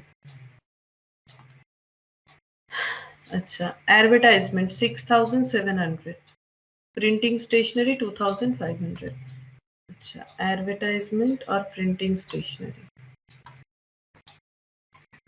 2 एडवर्टाइजमेंट, तो एडवर्टाइजमेंट कितना है, एडवर्टाइजमेंट है 8350, प्रिंटिंग स्टेशनरी 2500, 6000। अच्छा, ये एडवर्टाइजमेंट कितना है, ये देखो, एक तो है हमारा 6,700 और उसके अलावा 1650, तो 6,700 प्लस 1650, तो ये कितना हो जाएगा 8350। ये देखो दो एडवर्टाइजमेंट है, एक तो 6,700 प्लस 1650 जो रिकॉर्डेड नहीं था, तो एडवर्टाइजमेंट का खर्चा हुआ ना, इसका एंट्री क्या हो रहा था, यहाँ पर चाहो तो एंट्री डाल सकते हो समझने के लिए। एंट्री हो जाएगा एडवर्टाइजमेंट टू परचेज, तो एक बार परचेज में एडजस्ट होगा, ठीक है, 1650 ये होना चाहिए था, ये नहीं हुआ है, तो फिर से ये ही होगा, एडवर्टाइजमेंट टू परचेज कितना हो जाएगा 1650। तो रेक्टिफिकेशन एंट्री के हिसाब से एक बार परचेज से कम होगा, एडवर्टाइजमेंट में ऐड हो जाएगा, तो ये रहा एडवर्टाइजमेंट का खर्चा 8350। अच्छा, उसके बाद है printing stationery 2500, printing stationery to printing and stationery 2500। बस, और देखते हैं और क्या है। Office expense, interest on loan पे 20,320, sorry office expense to office expense 20,320 to interest on loan, to interest on loan, तो इंटरेस्ट ऑन लोन कितना है, इंटरेस्ट ऑन लोन है 6,000 लिख दिया। अच्छा, उसके बाद है, अच्छा cash in hand cash at bank, ये हम लोग लिख सकते हैं बैलेंस शीट में, cash in hand cash at bank, और क्लोजिंग स्टॉक लिखेंगे, cash in hand cash at bank. तो कैश इन हैंड और कैश एट बैंक बैलेंस कितना है, 29006250 29006250 हो गया। और एक बाकी है क्लोजिंग स्टॉक लिखना, तो क्लोजिंग स्टॉक लिखना पड़ेगा जिसका हमें वैल्यूएशन करना पड़ेगा, ठीक है। क्लोजिंग स्टॉक का वैल्यूएशन करना पड़ेगा। अब बता रहा है कि जो बैंक ओवरड्राफ्ट है, दैट इज बैंक ओवरड्राफ्ट कितना था, 1,60,000। ये 80% वैल्यू शो कर रहा है of real value of stock deducting 20% as margin. तो अगर ये 80% शो कर रहा है तो यहाँ से हमारा क्लोजिंग स्टॉक का वैल्यू मिल जाएगा। तो इसके बाद यहाँ पर बोला है deducting 20% as margin and after adjusting the marginal value 80% of the same has been allowed to draw as an overdraft. और उसके बाद बैंक ने मान लिया है 20% मार्जिन हटाने के बाद कि इसका ये लोग मॉर्गेज हाइपोथिकेशन करेगा, ठीक है। तो बैंक ओवरड्राफ्ट जितना है वो 80% of real value of stock show कर रहा है। तो 1,60,000 equivalent to 80%, 1,60,000 divided by 80 into 100, तो ये 2 लाख हो जाएगा, ठीक है। ये 2 लाख हो रहा है। अच्छा, उसके अलावा और तो कुछ नहीं है। प्रिपेयर ट्रेडिंग अकाउंट, तो क्लोजिंग स्टॉक कितना होगा देखो, किस तरह से कैलकुलेट करना पड़ेगा। यहाँ पर देखो, यहाँ लिखते हैं बाय क्लोजिंग स्टॉक। तो बीओडी कितना है, सबसे पहले हमें ये चेक करना चाहिए कि बीओडी कितना है। बीओडी है 1,60,000, तो 1,60,000 ये इक्विवेलेंट टू 80 है, इंटू 100 कर देंगे तो हमें मिलेगा स्टॉक का वैल्यू। बट यहाँ पर बोला है bank overdraft is secured against hypothecation of stock. Bank overdraft outstanding as on 31st March 2020 has been considered as 80% of real value of stock, deducting 20% as margin, and after adjusting the marginal value 80% of the same has been allowed to draw as an overdraft. अच्छा, अब overdraft कैसे किया गया है, बोल रहा है कि डिडक्टिंग 80% और बोल रहा है after adjusting the marginal value 80% of the same, ठीक है। उस पे 80% फिर से एडजस्ट किया गया है, उसके बाद ओवरड्राफ्ट का वैल्यू दिखाया गया है, ठीक है। तो फिर से 80%, तो पहले ये देख लेते ये कितना आ रहा है, 1,60,000 डिवाइडेड बाई 80 इंटू 100। ये क्या फर्स्ट कंसेप्ट के हिसाब से हमारा आ रहा है 2 लाख, ठीक है। फिर से एक बार पढ़ो, फर्स्ट लाइन जो है उसके हिसाब से 2 लाख आ रहा है। 80% of the real value of the stock and और after adjusting the marginal value 80% of the same. फिर इसमें 80% एडजस्ट किया है सेम प्रोसेस से, मतलब इसे 80% मान लिया है और 100 का वैल्यू हमें कैलकुलेट करने बोल रहा है। तो 2 लाख डिवाइडेड बाई 80 इंटू 100, तो ये हो जाएगा 2,50,000। 2,50,000 वही बता रहा है। यहाँ पर लैंग्वेज देखो, 80% of the real value of the stock ये शो कर रहा है, लेकिन फिर से एडजस्ट किया गया है marginal value 80% of the same, उसी सेम मतलब सेम प्रोसेस से has been allowed to draw as an overdraft, और उसका वैल्यू इतना कर दिया गया है, उसी के बाद ही ओवरड्राफ्ट ड्रॉ किया गया है। तो कितना हो रहा है 2,50,000। अब हम लोग देखते हैं जीपी कितना हो रहा है। पहले तो ये हो गया 6,72,000, ठीक है। 6,72,000 लेस करना पड़ेगा 64,500 लेस 2250 लेस 302750 माइनस 23,430, तो ये हो गया 279070। तो 2 cross profit balancing figure 279070 bye GP brought down 279070, ठीक है। प्लस हो जाएगा ये है पीवीडीडी है हमारा 6,400 प्लस 2750 प्लस 900, तो ये हो गया 289,120 289,120। अब हमें नेट प्रॉफिट कैलकुलेट करना है, तो टू नेट प्रॉफिट यहाँ पर जो बैलेंस आ जाएगा तो देखो कितना हो रहा है, माइनस कर देते हैं 6000 माइनस 2050 माइनस 12000 माइनस 5700 माइनस 45,100।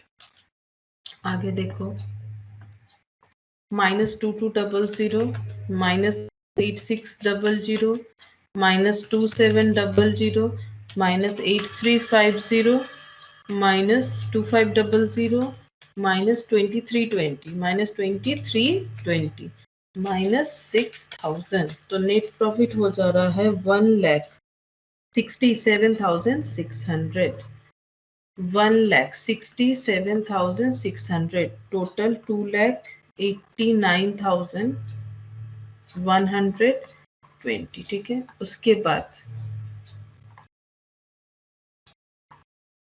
उसके बाद यहाँ बैलेंस शीट में हमें नेट प्रॉफिट को क्या करना है, ऐड करना है। नेट प्रॉफिट 1,67,600 ऐड करना पड़ेगा। तो पहले देखो 1,30,000 माइनस 16,000 माइनस 7,000, तो ये हो गया 1,07,000 1,07,000 प्लस 1,67,600, तो ये हो गया 2,74,600 2,74,600 प्लस 1,60,000 जो बीओडी ड्रॉप किया गया है 95,000 प्लस 4,900, तो 5 लाख ये आ रहा है मेरा 5,34,500। अब यहाँ पर देख लेते हैं माइनस क्या क्या हो जाएगा, माइनस करके चेक कर लेंगे। 34 minus 18,450 34 minus 18,450 minus 222,300 minus 600 minus 2,900 minus 6,250 और 2,50,000 का जो गैप आ रहा है वो क्लोजिंग स्टॉक का मैंने लिखा नहीं है 2,50,000। तो ये हो गया 5,34,500। This is the answer. ये हो गया फाइनल अकाउंट्स। तो क्वेश्चन थोड़ा लेवल का है, ठीक है। तो यहाँ पर देखो ट्रेडिंग पीएल में 6 है और ये नहीं 14 शायद पॉइंट बी में है क्या, पॉइंट ए, मतलब वो डेप्रिसिएशन में 4 मार्क्स है। अच्छा 4 मार्क्स और यहाँ पर हो गया 14 मार्क्स, ठीक है। तो यहाँ पर देखो ये जो रेक्टिफिकेशन है ये बहुत इंपॉर्टेंट है, तो ये रेक्टिफिकेशन काफी अच्छा है, तो ये देख सकते हो। तो हम लोग क्वेश्चन काफी स्टैंडर्ड का है ये वाला। अच्छा उसके बाद 5 का हम लोगों ने कर लिया। अब आ रहा है पार्टनरशिप। पार्टनरशिप में पहले क्या बोला है देखो, P and Q R partners in a firm sharing profit and losses 3:2। The balance sheet बता दिया पी क्यू का। अच्छा R was admitted, R admission ले रहा है to the firm on the above date from the following terms. He is admitted for 1/6 share in future profit and introduce a capital of 50,000. अच्छा the new profit sharing ratio PQR will be 3:2:1. PQR का new profit sharing ratio जो है वो 3:2:1 है। R is unable to bring in cash for his share of goodwill. Partners therefore decide to raise goodwill account in the books of the firm. तो R cash नहीं ला पा रहा है goodwill के लिए, तो इसलिए गुडविल अकाउंट को रेज करने का बात सोचा गया है। They further decide to calculate goodwill on the basis of R share in the profit and capital contribution made by him to the firm. Furniture बता दिया है कितना रिटर्न डाउन किया गया है, 1740 स्टॉक डेप्रिशिएट कर दिया गया है, प्रोविजन बना दिया गया है डेटर पे। Provision would also be made for outstanding wages भी है। The value of building appreciated बढ़ गया है and the value of investment भी बढ़ चुका है, ठीक है। It is found that the creditors include a sum of 2800 which is not to be paid up, मतलब प्रॉफिट हुआ है। हमें रिवैल्यूएशन अकाउंट बनाना है, पार्टनर्स कैपिटल और बैलेंस शीट। तो पहले रिवैल्यूएशन अकाउंट बनाएंगे। चलो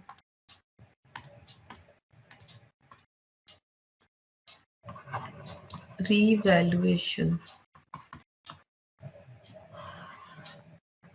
तो रिवैल्यूएशन में क्या क्या चला जाएगा। रिवैल्यूएशन में पहले देखो फर्नीचर रिटर्न डाउन, तो फर्नीचर 2 साइड में आ जाएगा, 2 फर्नीचर वैल्यू बाद में लिखते हैं, पहले नोट डाउन कर लेते हैं कौन सा किधर जाएगा। अच्छा, स्टॉक डेप्रिशिएट हुआ है तो टू स्टॉक। अच्छा, उसके बाद प्रोविजन जो हुआ है टू पीवीडीडी। एक आउटस्टैंडिंग वेजेस का भी बात हुआ था, आउटस्टैंडिंग वेजेस 2800 ये पेड ऑफ नहीं हुआ है, तो टू आउटस्टैंडिंग सॉरी ये क्रेडिटर है, ये पे नहीं करना पड़ेगा। आउटस्टैंडिंग वेजेस कहाँ चला गया, कहीं तो देखा था, हाँ 3120 टू आउटस्टैंडिंग वेजेस, ये तो है 3120 और क्रेडिटर का पेमेंट नहीं होगा तो क्रेडिटर कम हो जाएगा। ये था 2800, अभी देखा हम लोगों ने ये 2800 था। अच्छा, और क्या होगा, बिल्डिंग बढ़ गया है बाय बिल्डिंग, बाय बिल्डिंग। अच्छा, और क्या बढ़ा है, बिल्डिंग कितने से बढ़ गया, 58,400। इन्वेस्टमेंट इंक्रीज्ड बाय 900, तो ये डायरेक्ट लिख सकते हैं, इन्वेस्टमेंट 900 से बढ़ गया इन्वेस्टमेंट। और ये देखो 58,400 हुआ है, 52,000 था तो 6,400, 6,400। अच्छा, फर्नीचर को 1740 से डाउन किया गया है तो 1740 लिख देते हैं। और स्टॉक जो है, स्टॉक को क्या कर दिया गया है, स्टॉक को डेप्रिशिएट कर दिया गया है 5%, तो 42,800 का 5% लगा लो तो ये हो जाता है 2140, तो स्टॉक हो जाएगा 2140 से कम। और पीवीडीडी जो क्रिएट करने बोला है वो बोल रहा है कि 5% फॉर बैड डिप्स, 5%, तो 70,000 का 5% लगाओ, that is 3,500, but already created है 400, ठीक है, 5% करना है बट ऑलरेडी क्रिएटेड है 400, तो यहाँ पर नेट करके आ जाएगा 3,100, मतलब 3,400 क्रिएट करना है बट ऑलरेडी अगर हमारा 400 क्रिएटेड है, 3,500 हो रहा है तो 3120 आ जाएगा। और दोनों साइड टैली हो जा रहा है, no profit no loss revaluation में। देख लो यहाँ पर हो गया 1740 प्लस 2140 प्लस 3100 प्लस 3120, तो ये हो गया 10,100 और ये हो जाएगा -6400, चेक करते हैं, -2800 और -900, 10,100, 10,100 हो गया। अब क्या बनाएंगे, partners capital, partners capital PQR, PQR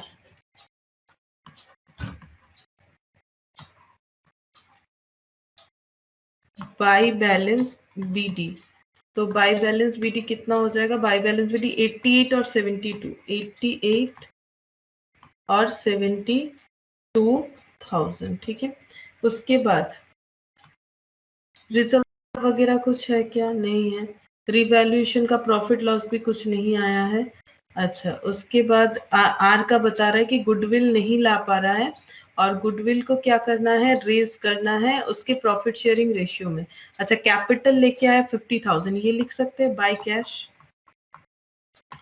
50,000। अच्छा, इसका मतलब एक चीज तो समझ में आ रहा होगा तुम लोग को, सिर्फ और सिर्फ गुडविल का यहाँ पर और कैलकुलेशन होगा और तो कुछ होगा नहीं, ठीक है। तो गुडविल का कैलकुलेशन यहाँ कर लेते हैं, बैलेंस शीट के लिए जगह छोड़ देते हैं। ये रहा balance sheet,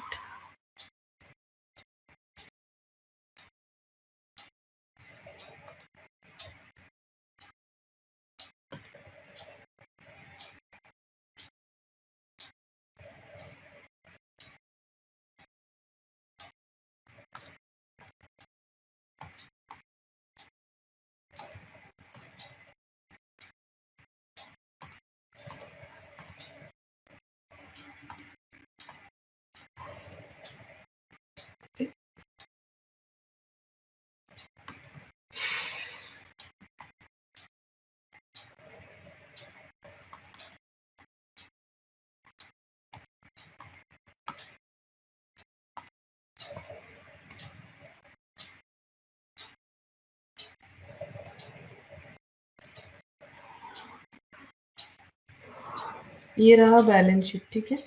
balance sheet prepare करना है तो बैलेंस शीट में हमारा क्या क्या आ जाएगा, देखो बिल्डिंग जो है उसका वैल्यू ऐड करके आ जाएगा, फर्नीचर जो है उसका वैल्यू लेस हो जाएगा, स्टॉक इन ट्रेड। तो पहले ये बिल्डिंग लिख लेते हैं, देखो बिल्डिंग कितना हो जाएगा, बिल्डिंग जो है पहले से है 52,000, 6,400 से इंक्रीज हुआ है। ये देखो 6,400 से जो है ये इंक्रीज होके रखा है, तो ये ऐड हो जाएगा। तो ये ऐड होने के बाद हो रहा है 58,400। आफ्टर दैट क्या बोला है देखो, फर्नीचर 11,600, फर्नीचर 11,600 डेप्रिशिएट हुआ है 1740 से रिड्यूस कर दिया गया है, यानी ये हो जाएगा 9860, ये आ जा रहा है 9860। स्टॉक इन ट्रेड ये भी कम हो जाएगा, स्टॉक 42,800 माइनस 2140, तो ये हो गया 40,660। अच्छा, उसके बाद देखो डेटर का प्रोविजन जो है वो चेंज हो गया है। डेटर है 70,000 और उसमें प्रोविजन नया जो बना है ये बन रहा है PBDD 3500 का। ये देखो यहाँ पर देखो 3500 का टोटल बनेगा, ठीक है। 3500 का टोटल बन रहा है, ठीक है। यहाँ पर रिवैल्यूएशन में कितना लेना पड़ेगा, 400 ऑलरेडी बना हुआ है, इसीलिए उतना नहीं लेना पड़ेगा, लेकिन 5% बनेगा ना, तो 3,500 टोटल, तो 66,500, मतलब ऑलरेडी 400 तो था ही, और रिवैल्यूएशन 3 से लेके 3,100, टोटल 3,500, ये डेटर का बन गया। अच्छा, इन्वेस्टमेंट और कैश। इन्वेस्टमेंट 5,000 था और इसमें बढ़ गया है कितना, 900। अच्छा, इन्वेस्टमेंट हो गया है 5,900। अच्छा, यहाँ पर कैश तो पहले से था 31,000 और ये लेके आया है, कैश था 31,000 और ये लेके आया अपना 50,000 कैश टू कैपिटल, ठीक है। गुडविल का तो ला नहीं सकता है, ठीक है, बताया है क्वेश्चन में, वो एडजस्टमेंट कर लेंगे तो कैपिटल अकाउंट बन जाएगा। और यहाँ पर देखो कैपिटल में आ जाएगा 3 पार्टनर, कैपिटल में आ जाएगा 3 पार्टनर। जब हम लोग कैपिटल अकाउंट को क्लोज करेंगे हमें PQR का वैल्यू मिल जाएगा। इसके अलावा क्या क्या है, बिल्स पेबल है, बिल्स पेबल 8200 जैसे था वैसे ही रहेगा। BOD एज इट इज रहेगा, सिर्फ क्रेडिटर में चेंजेस हो जाएगा, BOD 18,000। और सन्ड्री क्रेडिटर कम हो जा रहा है, 25,800 से कम हो जाएगा, 25,800 माइनस 2,800, तो ये हो जाएगा 23,000। और क्या था यहाँ पर, आउटस्टैंडिंग वेजेस एक था ना, इसे यहाँ रिकॉर्ड करना पड़ता है, आउटस्टैंडिंग वेजेस 3120। बस कैपिटल का टोटल चाहिए हमें, तो कैपिटल के लिए हमें क्या प्रिपेयर करना पड़ेगा, हमें प्रिपेयर करना पड़ेगा गुडविल का कैलकुलेशन, वर्किंग नोट गुडविल के लिए। तो क्या बोला है देखो, R is unable to bring in cash for his share of goodwill. Partners therefore decide to raise goodwill account in the books of the firm. They further decide, goodwill raise करना चाह रहा है, तो देखो गुडविल रेज का मतलब हो जाएगा जो गुडविल डेबिट करना पड़ेगा, यानी हमारा जो न्यू बैलेंस शीट है उसमें गुडविल अपीयर करेगा, यानी न्यू बैलेंस। आज ही हम ये वाला तुम लोग को बता रहे, जब ये वर्ड रहता है गुडविल रेज करना है हमें, तो फिर गुडविल का अकाउंट, यहाँ पर गुडविल का वैल्यू शो होगा न्यू बैलेंस शीट में। जब बोला जाता है कि गुडविल रेज किया जाएगा तभी सिर्फ होता है, अदरवाइज किसी केस में रेज नहीं होता है। They further decide to calculate goodwill on the basis of our share in the profit and the capital contribution made by him to the firm. तो आर का कंट्रीब्यूशन क्या क्या है देखो, आर ने कैपिटल दिया है, आर्स कंट्रीब्यूशन ऑफ 50,000, ये कितने के लिए है देख लेते हैं, आर ने कितने के लिए एंट्री लिया था, 1/6, 3 + 2 + 1, तो R contribution of 50,000 for 1/6, therefore total 1 equal to कितना हो जाएगा, 50,000 इंटू 6/1, तो ये हो गया 3 लाख, ठीक है। तो कंबाइंड कैपिटल क्या होना चाहिए, कंबाइंड कैपिटल होना चाहिए 8872 और इसने अपने टूवर्ड्स कैपिटल लेके आया 50,000, तो 8872 प्लस 50,000 2,10,000 हो गया, ठीक है, 2,10,000। बट यहाँ पर कितना शो हो रहा है, उसके कैपिटल के बेसिस पे 3 लाख, मतलब उससे 50,000 ज्यादा मांगा गया है, और जो ज्यादा मांगा गया है वही क्या होगा, गुडविल। तो ये हिडन गुडविल का केस हो गया। तो हिडन गुडविल कितना बन गया, हिडन गुडविल बन गया 90,000। अब हम लोग गुडविल का जो है टेबल बना सकते हैं। देखिए तो क्या हो जाएगा, हिडन गुडविल का कैलकुलेशन कर लेंगे तो गुडविल कितना हो जाएगा। हमें टेबल नहीं बनाना पड़ेगा क्योंकि ये लोग गुडविल को क्या चाहता है, गुडविल को रेज करना चाह रहा है। ठीक है, गुडविल को रेज करना चाह रहा है तो किस तरह से हो सकता है। अच्छा देखो, अगर हम लोग ऐसे ही करते हैं तो क्या फर्क पड़ेगा, ये क्रेडिट और ये डेबिट हो जाएगा। तो ओल्ड रेशियो क्या था, ओल्ड रेशियो था 3:2। ठीक है, और न्यू रेशियो क्या हुआ है 3:1। 3:1।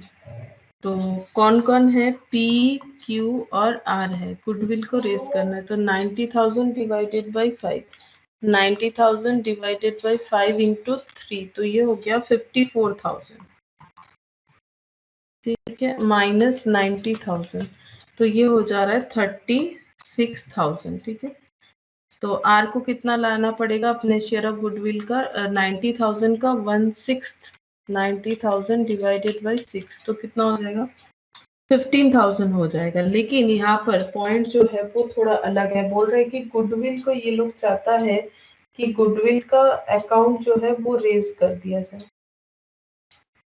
तो इसका मतलब गुडविल क्या हो जाएगा, गुडविल को हम लोग कैपिटल अकाउंट में ट्रांसफर नहीं करेंगे पार्टनर लोगों का। तो इस केस में गुडविल रेज हो जाएगा तो गुडविल अकाउंट डेबिट हो जाएगा। जितना गुडविल हम लोगों ने वैल्यू किया है 90,000, और इसका जो पोर्शन है वो किन लोगों को चला जाएगा, 2P और 2Q को चला जाएगा। 2P और 2Q को चला जाएगा 54,000 और 36,000। अगर हम लोग यहाँ पर R का भी डिस्ट्रीब्यूट कर देते तो फिर देखो क्या होता। अगर R का भी डिस्ट्रीब्यूट कर देते, ये 90,000 डिवाइडेड बाय 6 इंटू 3, ये हो जाता है 45 हो जाएगा। ठीक है, ये 45 हो जाएगा। तो फिर गुडविल क्या हो जाएगा, एडजस्ट हो जाएगा। बट हमें एडजस्ट नहीं करने बोल रहा है कि थ्रू कैपिटल अकाउंट एडजस्ट कर दो, गुडविल को बोला है रेज करो, रेज। ठीक है, रेज मतलब गुडविल को डेबिट करो। तो गुडविल को तो डेबिट कर दिया हम लोगों ने, जितना गुडविल का वैल्यू हम लोगों ने कैलकुलेट किया 90,000, और ये गुडविल किन लोगों को जाएगा, ओल्ड पार्टनर को, क्योंकि बनाया किसने है, ओल्ड पार्टनर है, तभी तो वो डिमांड कर रहे हैं आज से।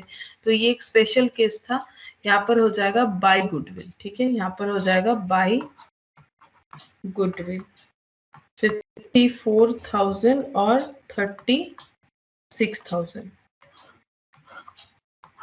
Close to balance CD 88 plus 54 1,42,000, 1,42,000 और 36 प्लस 72 1,08,000 और 5 ये है 50,000।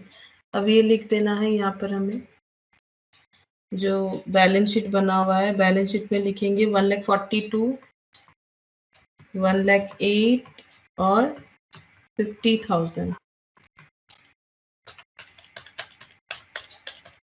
तो ये हो गया 3 लाख। ठीक है, ये कितना हो गया 3 लाख, ये 3 लाख हो गया, प्लस 8,200 प्लस 18,000 प्लस 23,000 प्लस 3,120, तो 3,52,320।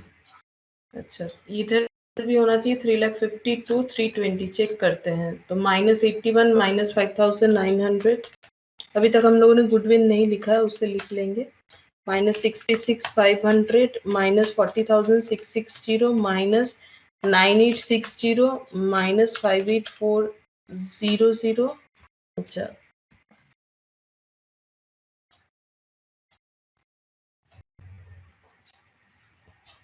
अच्छा 90,000 एक्स्ट्रा दिख रहा है, तो ये 90,000 जो है गुडविल। ठीक है, गुडविल को मैंने यहाँ पर लिख दिया।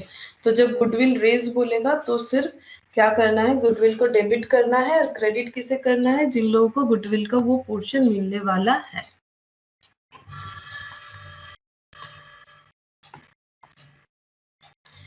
ये क्यों एक्चुअली ऐसा हुआ, इसका लॉजिक भी बता देते हैं क्यों गुडविल टेबल नहीं बना। देखो एक्चुअली क्या हुआ है, इससे हिडन गुडविल मांगा गया, इसे नहीं बोल रहे तुम गुडविल दो, लेकिन इसे 50,000 मांगा जा रहा है, जो कि इसके टोटल कैपिटल के हिसाब से यहाँ पर बेसिस के हिसाब से ज्यादा हो जा रहा है, यानी 90,000 का जो है हिडन गुडविल यहाँ पर जनरेट हो जा रहा है। तो ये हिडन गुडविल है, तो गुडविल के लिए तो इससे कुछ अलग से नहीं मांग रहा है कि गुडविल का शेयर दे दो। देखो यहाँ पर क्या बोला था कि R is unable to bring in cash for his share of goodwill, partners therefore decide to raise goodwill. तो बोल रहे हैं कि गुडविल अकाउंट ये लोग रेज कर देगा बुक्स ऑफ फॉर्म में, ठीक है। तो they further decide to calculate goodwill on the basis of R share in the profit and the capital contribution made by him to the firm. तो कैसे इन लोगों ने कैलकुलेट किया, बोला कि आर की कंट्रीब्यूशन के हिसाब से हम लोग कैपिटल देखेंगे, उससे जितना भी कम ज्यादा होगा वो गुडविल हो जाएगा, और गुडविल को हम लोग रेज करेंगे। तो रेज करने से goodwill account debit to old partner हो जाता है। तो ये हो गया पॉइंट बी। अच्छा पॉइंट 1, यहाँ पर हमारा जो सब्सक्रिप्शन अकाउंट शायद हमें प्रिपेयर करने बोला है, दैट इज एनपीओ। ये आ गया है हमारा एनपीओ। तो एनपीओ में क्या बोला है, देखो from the following messrs Rose club are related to the year stock of sports material amount due for sports material subscription payment, sorry, you are required to ascertain the amount of subscription and sports material that will appear in the income and expenditure। तो सीधा इसमें बनाओ subscription account, एक subscription, और ठीक है next बनाओ sports material और creditor for sports material.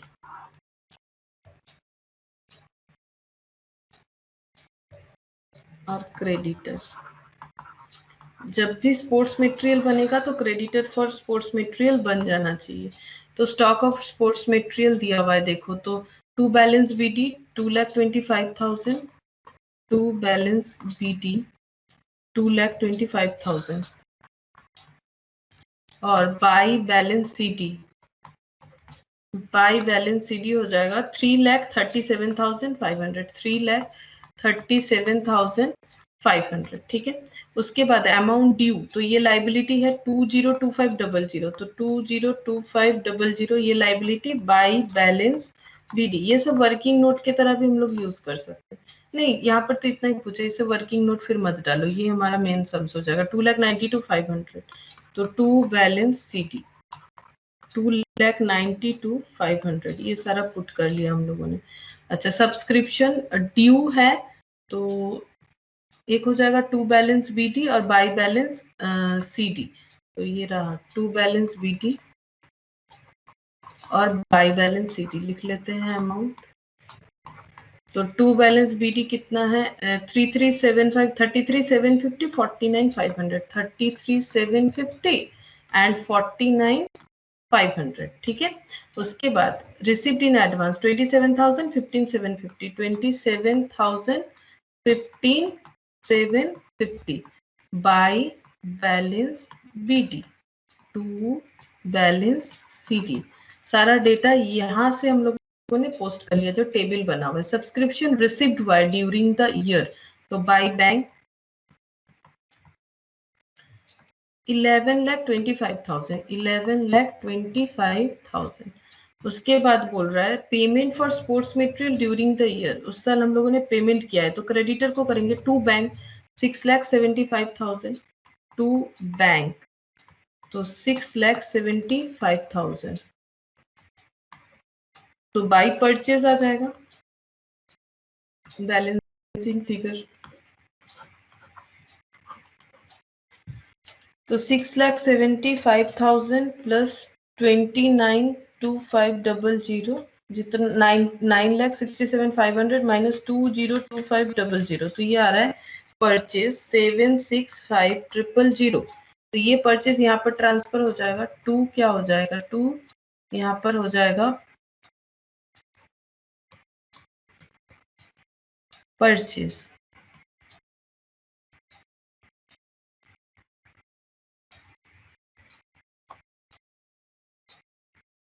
Seven six 5,000 plus 2,2500 9,90,000 minus 3,37,500, तो 6 यहाँ पर हो जा रहा है 6,52,000, तो ये हो गया बाय इनकम एंड एक्सपेंडिचर, ठीक है। इनकम एंड एक्सपेंडिचर 6,52,500, ठीक है, 6,52,500 हो जाएगा।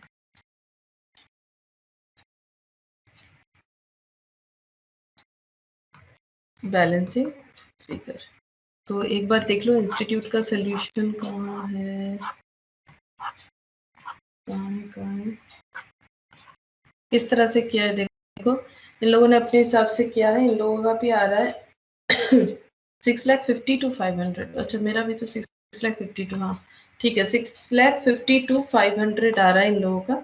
ये देखो तो इन लोगों ने कुछ अलग तरीके से किया, हम लोगों ने अकाउंट मेंटेन करके किया। इन लोगों ने क्या दिखाया, पेमेंट फॉर स्पोर्ट्स मटेरियल दिखा रहा है 6,75,000। ये देखो 6,75,000 हम लोगों ने पेमेंट किया है, और हमारा बाकी कितना था, अमाउंट ड्यू था 2,02,500, 2,02,500 इतना बाकी था, इतना पेमेंट किया है, ठीक है, इतना बाकी था, इतना पेमेंट किया है, और इतना खरीदा है, तो कितना बाकी रहेगा ये देखो। फिर इतना खरीद लिया, ठीक है, फिर ड्यू इतना है, और इस तरह से किया है। तो हम लोग अपना अकाउंट ओपन करके कर सकते हैं। और जब भी क्रेडिटर का अकाउंट ओपन करोगे, क्रेडिटर फॉर ये हो गया स्पोर्ट्स मटेरियल, ये हो गया क्रेडिटर फॉर स्पोर्ट्स मटेरियल, और ये हो गया स्पोर्ट्स मटेरियल। इसका मतलब होता है कि हम लोग का ओपनिंग में कितना था, क्लोजिंग में कितना था, ठीक है, और हम लोगों ने इस बार कितना परचेज किया था, तो बाकी इसका मतलब कम कैसे हो गया, इतना था, इतना परचेज किया था, कम कैसे हो गया, नॉर्मल सा बात है, हम लोगों ने कंज्यूम कर लिया इतना स्पोर्ट्स मटेरियल, जैसे डेप्रिसिएशन होता ना, उसी तरह से तो स्पोर्ट्स मटेरियल का कंजम्पशन हो गया इतना। अच्छा, सब्सक्रिप्शन का to income and expenditure balance जो आएगा वही हमारा बैलेंसिंग फिगर जो है वही इनकम एक्सपेंडिचर में अपीयर करेगा। तो इसका टोटल करना है तुम लोगों को, सिर्फ इस तरह से अकाउंट ओपन नहीं करना है, तुम लोग को डिटेल्स लिख के करना है। हम बस यहाँ पर तुम लोग का सॉल्व जो है वो कर दे रहे हैं, लेकिन तुम लोग पूरा लिखना। तो 11 लाख ये हो रहा है 11,52,000, ये हो गया 11,52,000, ठीक है, ये हो गया सब्सक्रिप्शन, बस ये हो गया। तो यहाँ पर हमारा कितना आ गया यहाँ पर 5 + 15 ये भी कवर हुआ हमारा। अच्छा, उसके बाद यहाँ पर आ गया है